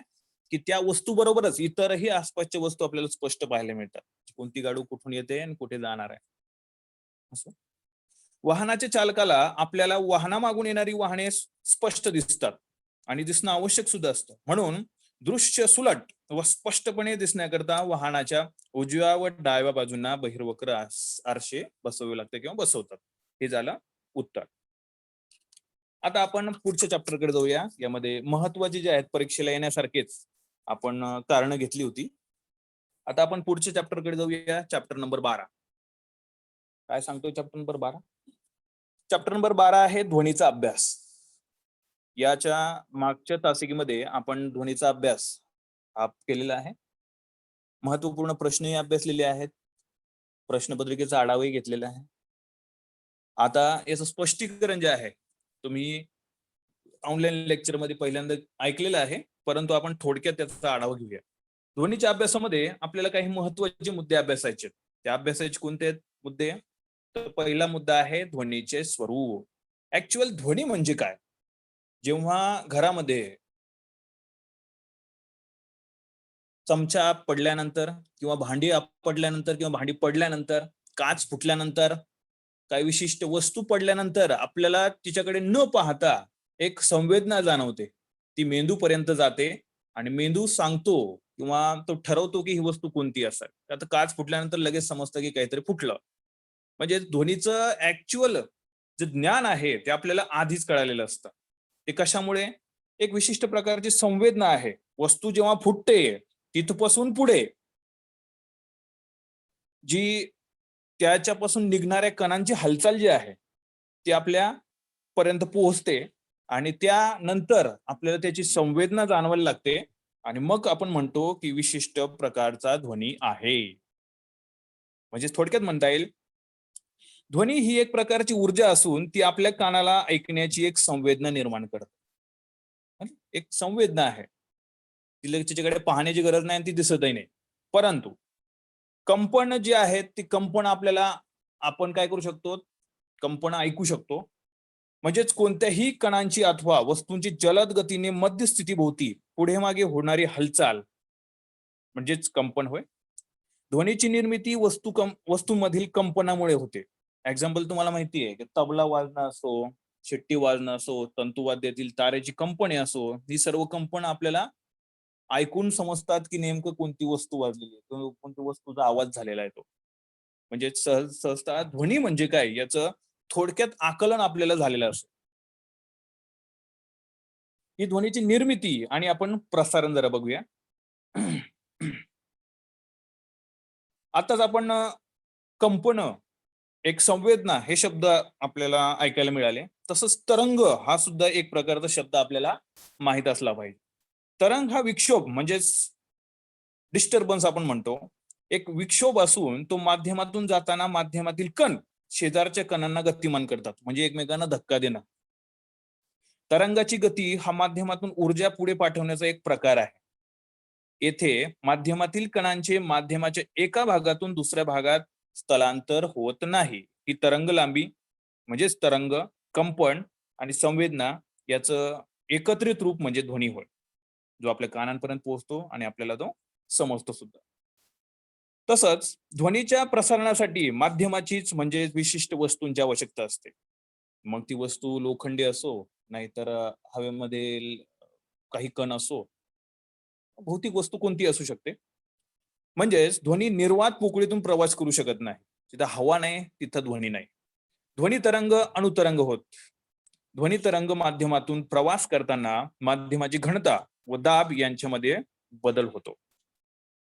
संपीडने म्हणजे कणांची एकत्रित गर्दी असणारे भाग असून येथे घनता व दाब उच्चतम असतात. विरलने म्हणजे कण विखुरलेले असतात.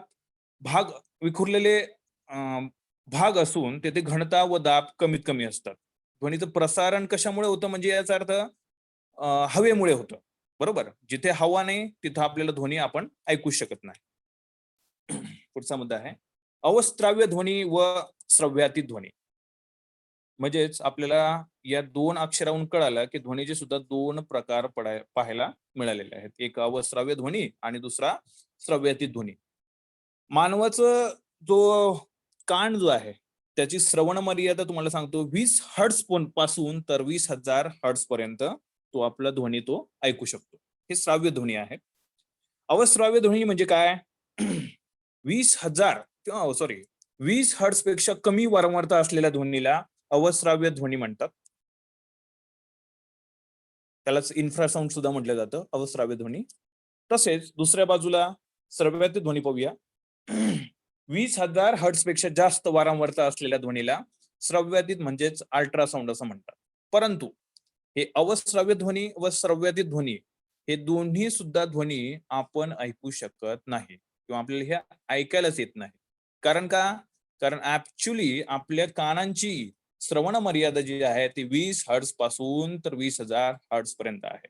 म्हणजे 20 पेक्षा कमी आणि 20,000 पेक्षा जास्त ध्वनी निर्माण होतो. ते साऊंड जे आहेत ते आपल्याला ऐकायला मिळणार नाहीत किंवा ऐकता येणार नाही. यांचे उपयोग कुठे कुठे केले जातात श्रव्यातीत ध्वनींचे हेही आपण बघूया. एका जहाजावरून दुसऱ्या जहाजावर काही चिठ्ठी पाठवता येऊ शकत नाही. त्याच्यामुळे अशा ठिकाणी श्रव्यातीत ध्वनींचा वापर केला जातो. प्लास्टिकचे पृष्ठभाग एकत्र जोडण्यासाठी सुद्धा या ध्वनींचा वापर केला जातो. हृदयाच्या ठोक्यांचे तंत्रज्ञान म्हणजे त्याला इकोकार्डिओलॉजी तुम्हाला माहिती आहे, इकोकार्डिओग्राफी, त्यामध्ये अशा प्रकारे श्रव्यातीत ध्वनींचा उपयोग होतो. कारखान्यांची यंत्रांचे भाग स्वच्छ करण्यासाठी, धातूंच्या ठोकळ्यातील तडे किंवा भेगा दर्शवण्यासाठी श्रव्यातीत ध्वनींचा उपयोग होतो. हा प्रश्न नेहमी येत असतो. त्या ध्वनीमध्ये ध्वनींचे उपयोग सांगा. श्रव्यातीत ध्वनीचे उपयोग हे तुम्हाला मी थोडक्यात सांगितलेले आहेत. पुढचा मुद्दा आहे तो बघूया, ध्वनीचे परावर्तन. परावर्तन एका ठिकाणाहून दुसऱ्या ठिकाणी जाणे. बघा, जसं प्रकाश हे परावर्तित होऊ शकतो तसा ध्वनी परावर्तित होऊ शकतो का? हो, होतो. तुम्ही त्याचा अनुभव घेतात, फक्त वैज्ञानिक शब्द माहित नसल्यामुळे तुम्ही त्याचं एक्सप्लेनेशन देऊ शकत नाही, एक्सप्लेन करू शकत नाही. बघू आपण ध्वनीचे परावर्तन म्हणजे काय. ध्वनीच्या परावर्तनाचे नियम व प्रकाशाच्या परावर्तनाचे नियम जवळजवळ सारखेच आहे. ध्वनी ज्या दिशेने जातो व परावर्तित होतो त्या दिशा परावर्तक पृष्ठभागाच्या स्तंभिकेशी सारखाच कोन करतात. मी तुम्हाला मग सांगितलं, टॉर्च जर तुम्ही आरशावर चमकवली तर तुम्हाला पुन्हा तो प्रकाश जसेच्या तसे तोंडावर येईल किंवा त्या टॉर्चवर येईल. जर तुम्ही कोन बदलला तर साहजिकच तुमच्या जो परावर्तित किरण आहे, परावर्तित जो टॉर्चचा दुसरा भाग आहे तो तुम्हाला विशिष्ट कोनामध्येच परावर्तित झालेला दिसेल. तसंच साऊंडचं सुद्धा आहे.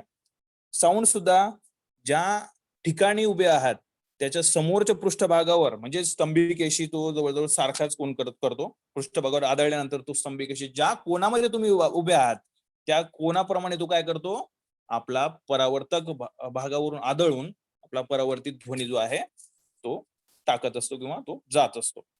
या ध्वनीचे परावर्तन आपण जर नीट बघूया.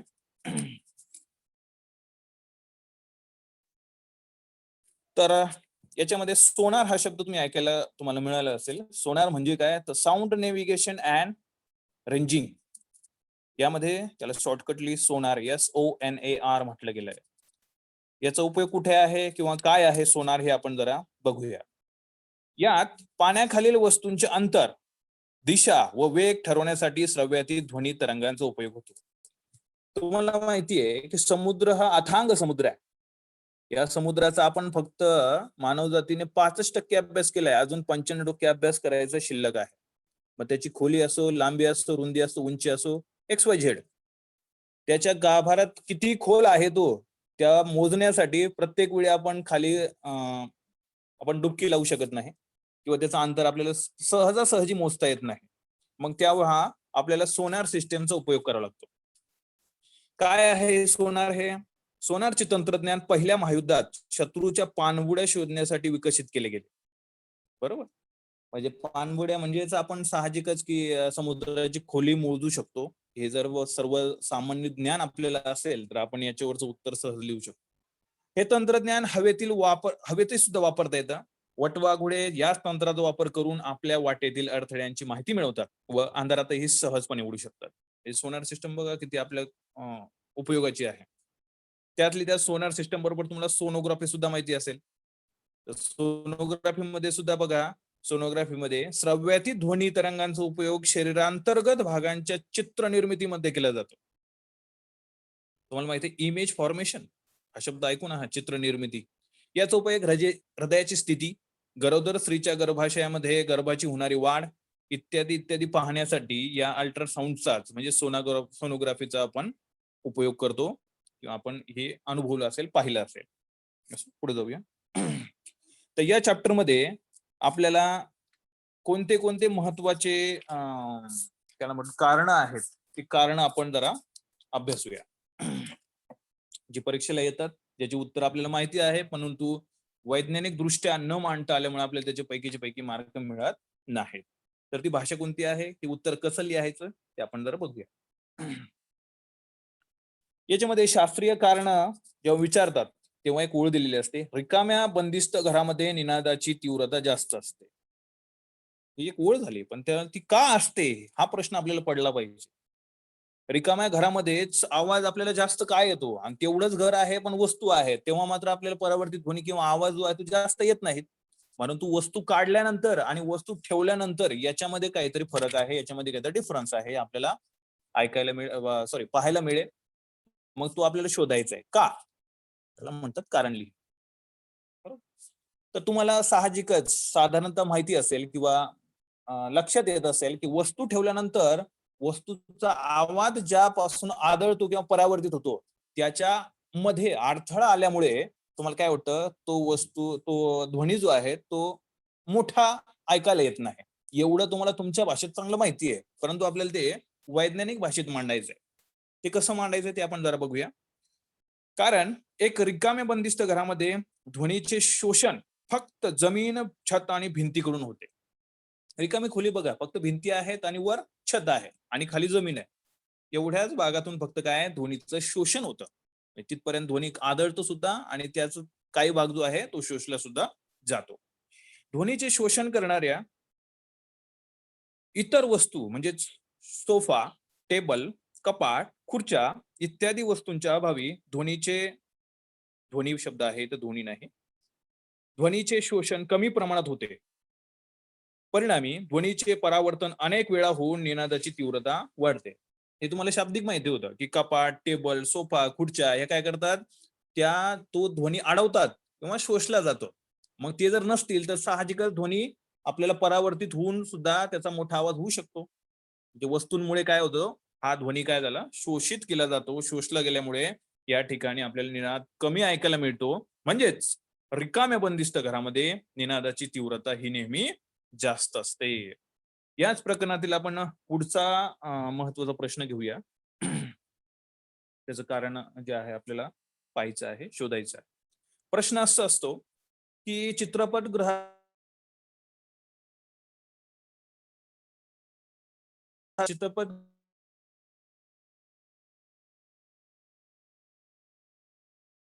दिल्यानंतर तुम्हाला समजेल ती वलयाकृतीत असतात. ते सपाट कधीच नसतात. ते असं का केलं जातं याची कारणं जर शोधली तर आपल्या भाषेमध्ये म्हणायचं गेलं तर साउंड जो आहे तो डबल साउंड आपल्याला येऊ नये म्हणून असं सांगू शकतं कोणी पण. परंतु वैज्ञानिक भाषेत ते आपल्याला मांडता आलं पाहिजे. म्हणजे तोच आवाज आपल्याला पुन्हा ऐकायला मिळू नये म्हणून अशा प्रकारची काहीतरी रचना केलेली असावी असं आपण म्हणतो. पूर्णतः मार्क मिळवायचे असतील तर आपल्याला याचं वैज्ञानिक भाषेत रूपांतर करता आलं पाहिजे. कारण अनावश्यक निनाद टाळण्यासाठी सभागृह, चित्रपटगृह यांचे छत वक्राकार बनवलेले असतात. इथं माहिती आहे आपल्याला. तसे न केल्यास महत्वाचं उत्तर इथे आहे. अनावश्यक म्हणजे आवश्यक नसलेल्या निनादामुळे संगीताची तीव्रता वेगळेपणाने ऐकू येणार नाही. म्हणजे जो आपल्याला आवाज जो पाहिजे तो स्पष्ट जसेच्या तसा तर येणार नाही. आपल्याला माहिती आहे की थिएटर खूप मोठं असतं आणि परावर्तनासाठी 17.2 मीटरचं अंतर पुरेसं आहे. त्यानंतर परावर्तित ध्वनी निर्माण होतात. ते आदळण्यासाठी सपाट पृष्ठभाग लागतो. हा नियम नंबर 1 आहे. परंतु वलयाकृत जर भाग असेल तर मात्र तो ध्वनी आदळू शकत नाही. बरोबर. तो इतरत्र पांगेल आणि साहजिकच काय होईल आपल्याला मोठा निनाद जो आहे तो ऐकायला मिळेल आणि स्पष्ट डायलॉग जे आपल्याला ऐकायला मिळतील. म्हणजे चित्रपटात आपण स्पष्टपणे आवाज ऐकू शकतो. त्यामुळे आपण काय म्हणतो परावर्तित ध्वनी जो आहे तो आपल्याला ऐकायला मिळणार नाही. साहजिकच हे उत्तर अतिशय सोप्या भाषेत होतं, परंतु आपल्याला ते समजणं गरजेचं आहे. त्यामधील पुढचं प्रश्न जो आहे तो आपण घेऊया, की वर्गात निर्माण झालेला प्रतिध्वनी आपण ऐकू शकत नाही. तर पहिली गोष्ट हा प्रश्न आहे, की खरंच वर्गात प्रतिध्वनी निर्माण होतो का? बरं झालाच, तो आपण ऐकू का शकत नाही? काही कारणं आहेत. नियमानुसार तुम्हाला माहिती आहे, की प्रतिध्वनी निर्माण व्हायचा असेल, तर प्रतिध्वनी निर्माण होण्यासाठी समोरील आपल्यापासून म्हणजेच ध्वनी निर्माण होणाऱ्या वस्तूपासून प्रतिध्वनी निर्माण होणाऱ्या वस्तूपासूनचं अंतर जवळजवळ 17.2 मीटर असलं पाहिजे. तरच तिथून प्रतिध्वनी आपल्याला येऊ शकतो किंवा त्याच्यापेक्षा जास्त असलं तरी चालेल. म्हणजेच तुम्हाला एक्झाम्पल जर म्हटलं, तर तुम्ही सभागृहात गेला असाल. तुम्ही जेव्हा बोलता, तेव्हा तुम्हाला साहजिकच तुमचा प्रतिध्वनी ऐकायला मिळतो. तिथे सुद्धा स्पीकर लावलेला असतो, तो सुद्धा प्रतिध्वनी जो आहे तो आपल्याला तिथे ऐकायला मिळेल. परंतु वर्गात मात्र तसं होत नाही. त्याची कारण आपल्याला शोधावी लागते. तुम्हाला इथे वर्ग हे नेहमी छोटे असतात. उत्तर तिथंच आहे. फक्त लिहिण्याची पद्धत जी आहे ती वैज्ञानिक दृष्ट्या असली पाहिजे, ती आपण बघूया. कारण प्रतिध्वनी वेगळा ऐकू येण्यासाठी ध्वनीच्या स्रोतापासून परावर्तक पृष्ठभागाचे अंतर कमीत कमी 0.2 मीटर जे वर्गामध्ये नाही, वर्गाच्या खोल्या कमी असतात. बरं चला, असेल अंतर जास्त असलं असं बघूया. तरी सुद्धा वर्गाच्या समोरच्या भिंतीमधील अंतर तसेच छताची जमिनीवरीलची उंची जी आहे 17.2 मीटर पेक्षा कमी असते.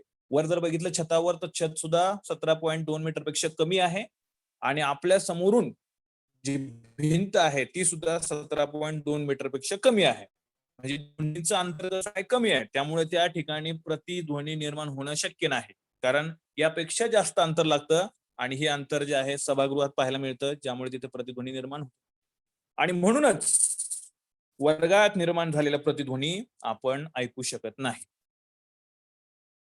अशा प्रकारे या चॅप्टरचं सुद्धा आपण कारण जी आहेत ती स्पष्टपणे पाहिलेली आहे.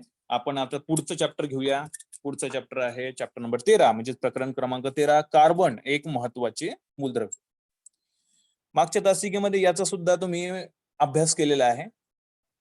याचे महत्वाचे प्रश्न सुद्धा अभ्यासलेले आणि प्रश्न पत्रिकेमध्ये सुद्धा याचे प्रश्न येतात, त्याची उत्तरं तुम्हाला लिहिता आली पाहिजे. हा समजून घेऊया ऍक्च्युअली कार्बन काय आहे, कुठे सापडतो, याची काही महत्वाचे मुद्दे जे आहेत ते आपण जरा अभ्यासूया. महत्वाचे मुद्दे आहेत: कार्बनचा आढळ, गुणधर्म आणि अपरूपे काय आहेत.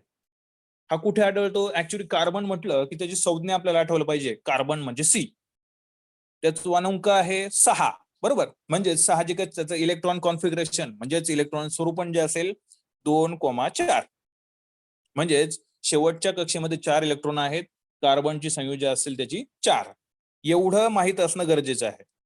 चॅप्टर सुरुवात झाल्यापासून चॅप्टर मध्ये काय आहे ते शब्द पूर्ण माहिती जी आहे शब्दाची ती आपल्याला माहिती असली पाहिजे. निसर्गात हा कार्बन, आपल्याला माहिती कार्बन म्हटलं की काळा रंग. कार्बन हा अधातू मूलद्रव्य आहे, म्हणजे तो चमकत नाही, त्याचं ठोकून पत्रा बनवता येत नाही, त्याला तन्यता, वर्धनीयता हे गुणधर्म नाहीत, त्याचा नादही होत नाहीत. एक्झाम्पल कोळसा, हा प्युअर कार्बन आहे, बरोबर. लक्षात आलंय का? म्हणजेच हा प्युअर अधातू मूलद्रव्य आहे. कार्बन हे मूलद्रव्य निसर्गात मुबलक प्रमाणात मुक्त तसेच संयुगाच्या स्वरूपात आपल्याला पाहायला मिळेल. मग प्युअर कार्बन असलेल्या उदाहरण घेऊया आपण. हिरा हे कार्बनचं उदाहरण आहे. ग्रॅफाइट या अवस्थेत आपल्याला कार्बन निसर्गात पाहायला मिळेल. हे संयुग आहेत सगळे. आता carbon dioxide, calcium carbonate, marbles, calamine हे सुद्धा कार्बनच आहेत. दगडी कोळसा दगडी कोळसा, पेट्रोलियम, नैसर्गिक वायू, पिष्टमय पदार्थ, प्रथिने, मेद यामध्ये सुद्धा कार्बन आढळतो. तसंच नैसर्गिक धागे, सुती कपडे, लोकर, रेशीम यांच्यामध्ये सुद्धा आपल्याला कार्बन आढळतो. कार्बन काय आहे ते बघूया जरा. पृथ्वीच्या कवचामध्ये सुमारे 0.27% कार्बन असून तो कार्बोनेट, कोळसा, पेट्रोलियम इत्यादी स्वरूपात आपल्याला पाहायला मिळतो. तर वातावरणात असणारे कार्बनचे प्रमाण कार्बन डायऑक्साईडच्या स्वरूपात सुमारे 0.03% एवढे असते. आलं लक्षामध्ये? म्हणजेच महासागराच्या तळाशी असलेल्या काही प्रकारच्या वनस्पती पाण्यातील कार्बनचे रूपांतरण कॅल्शियम कार्बोनेट मध्ये करीत असतात. हे झालं कार्बन बद्दल थोडक्यात माहिती. तर कार्बनची तुम्हाला उदाहरणं दिलीत. हिरा आणि ग्रॅफाइट ही कार्बनची अपरूपे आहेत, बरोबर. अपरूपे म्हणजे काय, की जी धातू आणि अधातू या दोन्हींचे गुणधर्म दाखवतात, पण ऍक्च्युली आहे तो अधातू, पण गुणधर्म दाखवतो काही धातूंचे, म्हणून त्यांना अपरूप, म्हणजे दोन्हीचे गुणधर्म दाखवल्यामुळे त्यांना अपरूप म्हटले गेलेले आहे. कारण तुम्ही म्हणाल की हिरा जर पूर्णतः कार्बनचा असेल तर तो काळा असायला हवा होता, तो का चमकतो? चकाकी हा गुणधर्म त्यामध्ये आहेच. तसंच दुसरीकडे ग्रॅफाइट हा प्युअर काळा जरी असला तरी सुद्धा पेन्सिल मधून करंट पास होतं, हे तुम्हाला माहिती आहे. म्हणजे याचा अर्थ दोन्ही गोष्टी आहेत, त्यामध्ये विद्युत वाहकता गुणधर्म आहे, म्हणजेच तो काळा पण आहे, तो कार्बनचा बनलेला आहे, दुसरीकडून तो विद्युतचं वहन करतो, म्हणजे दोन्ही गुणधर्म दाखवतो, म्हणून त्याला काय म्हटलं, अपरूपे म्हटले गेलेले आहे. त्याचा पुढचा मुद्दा आहे कार्बन डायऑक्साईड. श्वसन केल्यानंतर जो उच्छवासातून बाहेर पडतो त्याला आपण कार्बन डायऑक्साईड म्हणतो, बरोबर. ऍक्च्युली कार्बन डायऑक्साईड म्हटलं की आपल्याला डोळ्यासमोर CO2, सी म्हणजे कार्बन, ओ म्हणजे ऑक्सिजन, टू म्हणजे बाय, म्हणजेच कार्बन डायऑक्साईड याचे रेणूसूत्र आहे हे. त्याचा आपण आढळ गुणधर्म आणि उपयोग बघूया. कार्बन डायऑक्साईड मुक्त स्वरूपात हवेत 0.03% एवढा आढळतो. आत्ताच मी तुम्हाला कार्बन बद्दल माहिती सांगताना सांगितलं होतं. वासाद्वारे उच्च वासावाटाद्वारे उच्छवासाद्वारे आपण हवेत सुमारे 4% कार्बन डायऑक्साईड आपल्याला बाहेर टाकला जातो. खडू, शहाबादी फरशी, लाईमस्टोन यामध्ये सुद्धा संयुग स्वरूपात आपल्याला तो आढळतो. तसेच लाकूड, कोळसा, जीवाश्म इंधनाच्या ज्वलनातून सुद्धा कार्बन डायऑक्साईड तयार झालेला आपल्याला पाहायला मिळेल. तसेच चुनखडी तुम्हाला माहिती आहे, चुनखडी म्हणजे CaCO3 कॅल्शियम कार्बोनेट. या चुनखडीवर जर तुम्ही हायड्रोक्लोरिक म्हणजे HCl आम्ल जर टाकलं तर त्यातून निघणारा वायू जो आहे तो आहे कार्बन डायऑक्साईड. म्हणजे आपण तो प्रयोगशाळेत तयारही करू शकतो. जर त्या कार्बन डायऑक्साईडचे गुणधर्म बघूया.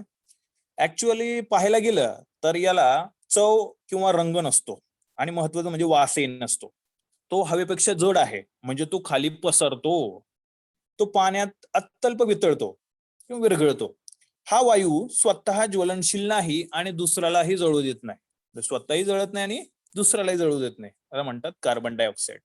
आता त्याचा उपयोग पण बघूया. याचा उपयोग शीतपेय म्हणजे तुम्ही जे कोका कोला, पेप्सी, मिरिंडा जे पितात ना त्यामध्ये या वायूचा उपयोग केला जातो. तसेच शुष्क बर्फ, धुण्याचा सोडा, खाण्याचा सोडा इत्यादीमध्ये सुद्धा हा कार्बन डायऑक्साईड पाहायला मिळतो.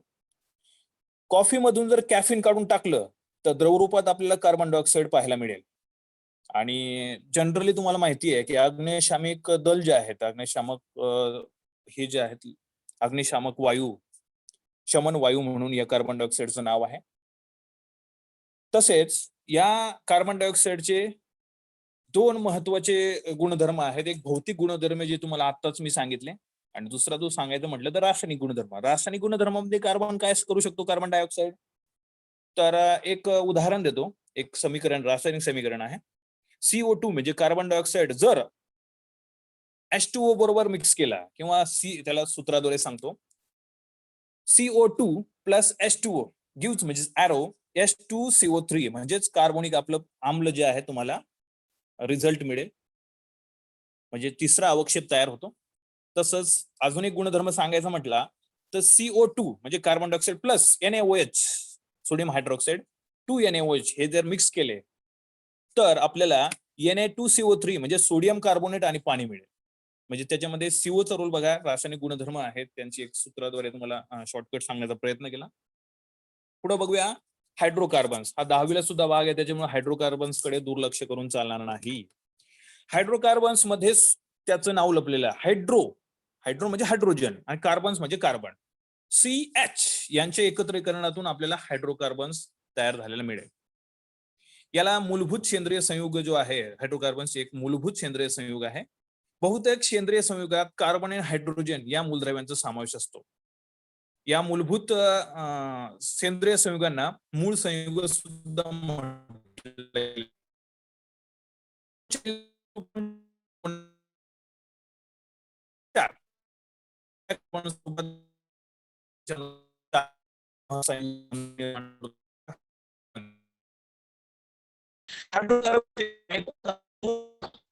मूलभूत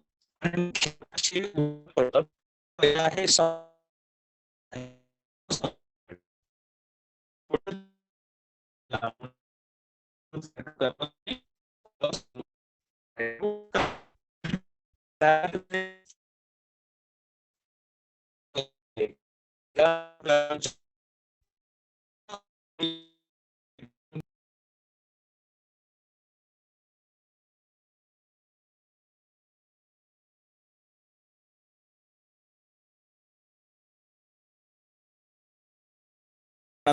त्याचे दोन महत्वाचे विभाग पडतात. एक हायड्रोकार्बन. पुढचा मुद्दा बघूया आपण. मिथेन ऍक्च्युअली कुठे आढळतो आणि गुणधर्म काय आहेत आणि त्याचे उपयोग काय आहेत आपण जर बघूया. मिथेन वायू स्वरूपातील उपयोग आढळ कुठे आहे, तो गुणधर्म काय आहे आणि उपयोग काय आहे. मिथेन म्हणजे CH4 त्याचं रेणू वस्तुमान आहे 16. तो कुठे आढळतो? तो आपल्याला माहिती आहे दलदलीच्या ठिकाणी आपल्याला आढळतो. सुमारे 87% मिथेन वायू हा नैसर्गिक वायूमध्ये आढळतो. मिथेन नैसर्गिक वायूंच्या भंजक ऊर्ध्वपातनाने मिळवता येतो. म्हणजे त्याला जाळून आपल्याला तो मिळवता येऊ शकतो. जेव्हा कार्बन प्रत्येकी 1 इलेक्ट्रॉन आणि 4 हायड्रोजन अणूंबरोबर 4 इलेक्ट्रॉनची भागीदारी करून 4 सी सिंगल बॉन्ड म्हणजेच एकेरी बंध H हा बंध तयार करतो, तेव्हाच आपल्याला CH4 हा एक रेणू मिळतो.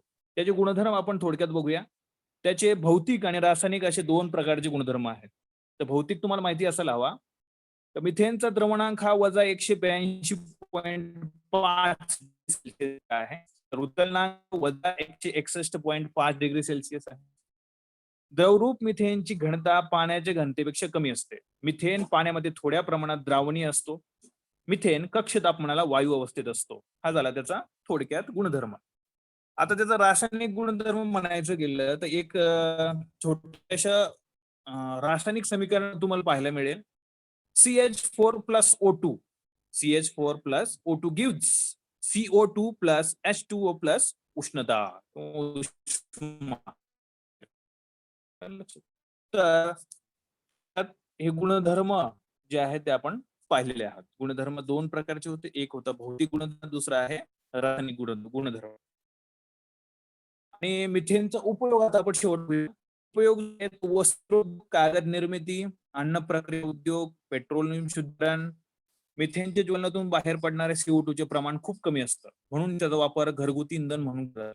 मिथेनचा वापर ethanol, methyl chloride, methylene chloride तसेच अमोनिया व ऍसिटिलीन या कार्बनी संयुगांच्या निर्मितीसाठी सुद्धा करतात. तर हे झालं त्याचं थोडक्यात उजळणी. आता आपण या प्रकरणावरचे काही 2-3 महत्वाची कारण आहेत ती जरा बघूया. विचारलं जातं नेहमी परीक्षेत, ग्राफाईट हे विद्युत वाहक आहे. ग्राफाईट म्हटलं की आपल्याला रंग दिसतो काळा, बरोबर, पण तो विद्युत वाहक आहे. का आहे तर ते आपण जर बघूया. ग्राफाईट हे मऊ राखाडी रंगाचे कार्बनचे अवरूप आहे. ग्राफाईट प्रत्येक कार्बन अणू इतर 3 कार्बन अणू बरोबर काय करतो, बंधित असतो. त्यामुळे प्रतलीय षटकोनी रचना तयार होते. ग्राफाईट मध्ये आतील संपूर्ण स्तरात मुक्त इलेक्ट्रॉन फिरत असतात. त्यामुळे ग्राफाईट हा चांगल्या प्रकारचा विद्युत वाहक समजला जातो. हे वाक्य जे आहे ते आपल्याला माहिती असले पाहिजे. कारण रचना कशी आहे, प्रतलीय षटकोनी रचना आहे, म्हणून हा विद्युत वहन चांगल्या प्रकारे करू शकतो. पुढचं कारण जे आहे, प्रश्न असा विचारला जातो, चुन्याच्या निवडीतून कार्बन डायऑक्साईड वायू सोडल्यास चुन्याची निवडी दुधाळ होते. ती का होते? कारण चुन्याच्या निवडीतून कार्बन डायऑक्साईड वायू प्रवाहित केला असता अद्रावणीय असे पांढऱ्या रंगाची कॅल्शियम कार्बोनेट तयार होते. त्यामुळे चुन्याची निवडी दुधाळ होते. म्हणजे बघा, इतक्या सोप्या भाषेत तुम्हाला एकच वाक्यात उत्तर पाठ होईल. पुढचा प्रश्न असा विचारला जातो की ग्रॅफाइटचा वापर दागिन्यांमध्ये करत नाहीत.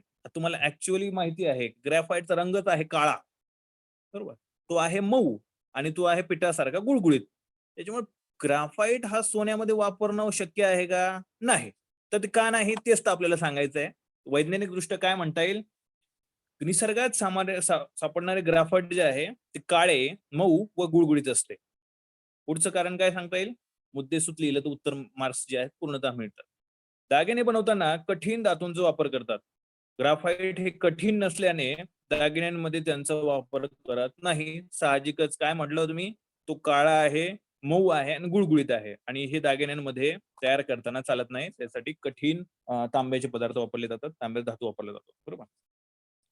आणि पुढचा प्रश्न आहे बायोगॅसचा. बायोगॅस हे पर्यावरण स्नेही इंधन आहे. आता तुम्हाला माहिती आहे बायोगॅस बद्दल सांगायचं म्हटलं तर बायोगॅस हा असा वायू आहे जो ज्वलनशील आहे, जो सहजासहजी उपलब्ध होतो.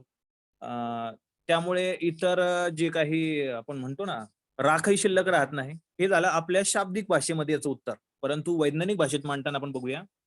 बायोगॅसमध्ये सुमारे 55 ते 60% मिथेन व उर्वरित भाग हा कार्बन डायऑक्साईड असतो. पुढचं पाहायला गेलंय, पुढचा मुद्दा आहे, बायोगॅस हा स्वयंपाकाच्या इंधनाची मागणी भागवणारे अतिशय स्वस्त व वापरासाठी सोयीचे इंधन आहे. हे इंधन चटकन जळते, तत्परतेने उष्णता निर्माण करते. याचे ज्वलन सोप्या पद्धतीने नियंत्रित करायचे याच्या ज्वलनामुळे कोणत्याही प्रकारचा स्थायू कचरा म्हणजेच राख शिल्लक नाही. ही वैज्ञानिक भाषा आहे. या इंधनाचे स्थानांतरण सहज करता येते. ठराविक अंतरावर ही नळ्यांद्वारे सहज वाहून नेता येतं. महत्त्वाचं इंधनाची उष्णता निर्मिती क्षमता खूप उच्च आहे. म्हणजे उष्णता जास्त मोठ्या प्रमाणात निर्माण करू शकतो. म्हणून म्हणतात की बायोगॅस हे पर्यावरण स्नेही आहे. यामध्ये पर्यावरणाला कोणताही धोका नाही किंवा आपण म्हणतो त्याला प्रदूषण निर्माण. प्रश्न असा आहे पुढचा, कार्बन डायऑक्साईड अग्निशामक यंत्रात वापरतात. आपल्याला माहिती आहे की अग्निशामक यंत्रामध्ये जेव्हा त्याचं पाणी फवारलं जातं तेव्हा आग शमली जाते. ती का शमते? त्याचं उत्तर बघूया. कारण काय आहे? कार्बन डायऑक्साईड वायू ज्वलनशील नाही व ज्वलनाला मदत करत नाही. हे वाक्य पूर्ण पैकीच्या पैकी मार्क येऊन जातं. काय? कार्बन डायऑक्साईड वायू ज्वलनशील नाही व ज्वलनाला मदतही करत नाही आणि म्हणूनच अग्निशामक यंत्रात या पद्धतीचा याचा वापर केला जातो. त्यातली तर तुम्हाला माहिती आहे तो हवेपेक्षा जड आहे. जळत्या वस्तूवर पडल्यानंतर तो वस्तूवर पसरतो. त्यामुळे पृष्ठभागाची हवा दूर ढकलली जाते आणि लागणारी आग आपोआप विझली जाते. म्हणूनच कार्बन डायऑक्साईड वायू हा अग्निशामक यंत्रात वापरतात. पुढचा प्रश्न असा आहे, मिथेनचा इंधन म्हणून उपयोग होतो. तर काय होतं? वायू हवेत जाळला असता त्याच्या हवेतील ऑक्सिजनचे संयोग होतो म्हणजेच ऑक्सिडीकरण प्रक्रिया होते आणि CO2 व पाणी तयार होतं म्हणजे कार्बन डायऑक्साईड व पाणी. ही क्रिया उष्मादायी आहे यामुळे मिथेन वायू इंधन म्हणून वापरतात. अशा प्रकारे थोडक्यात आपल्याला कळालं असेल की या ठिकाणी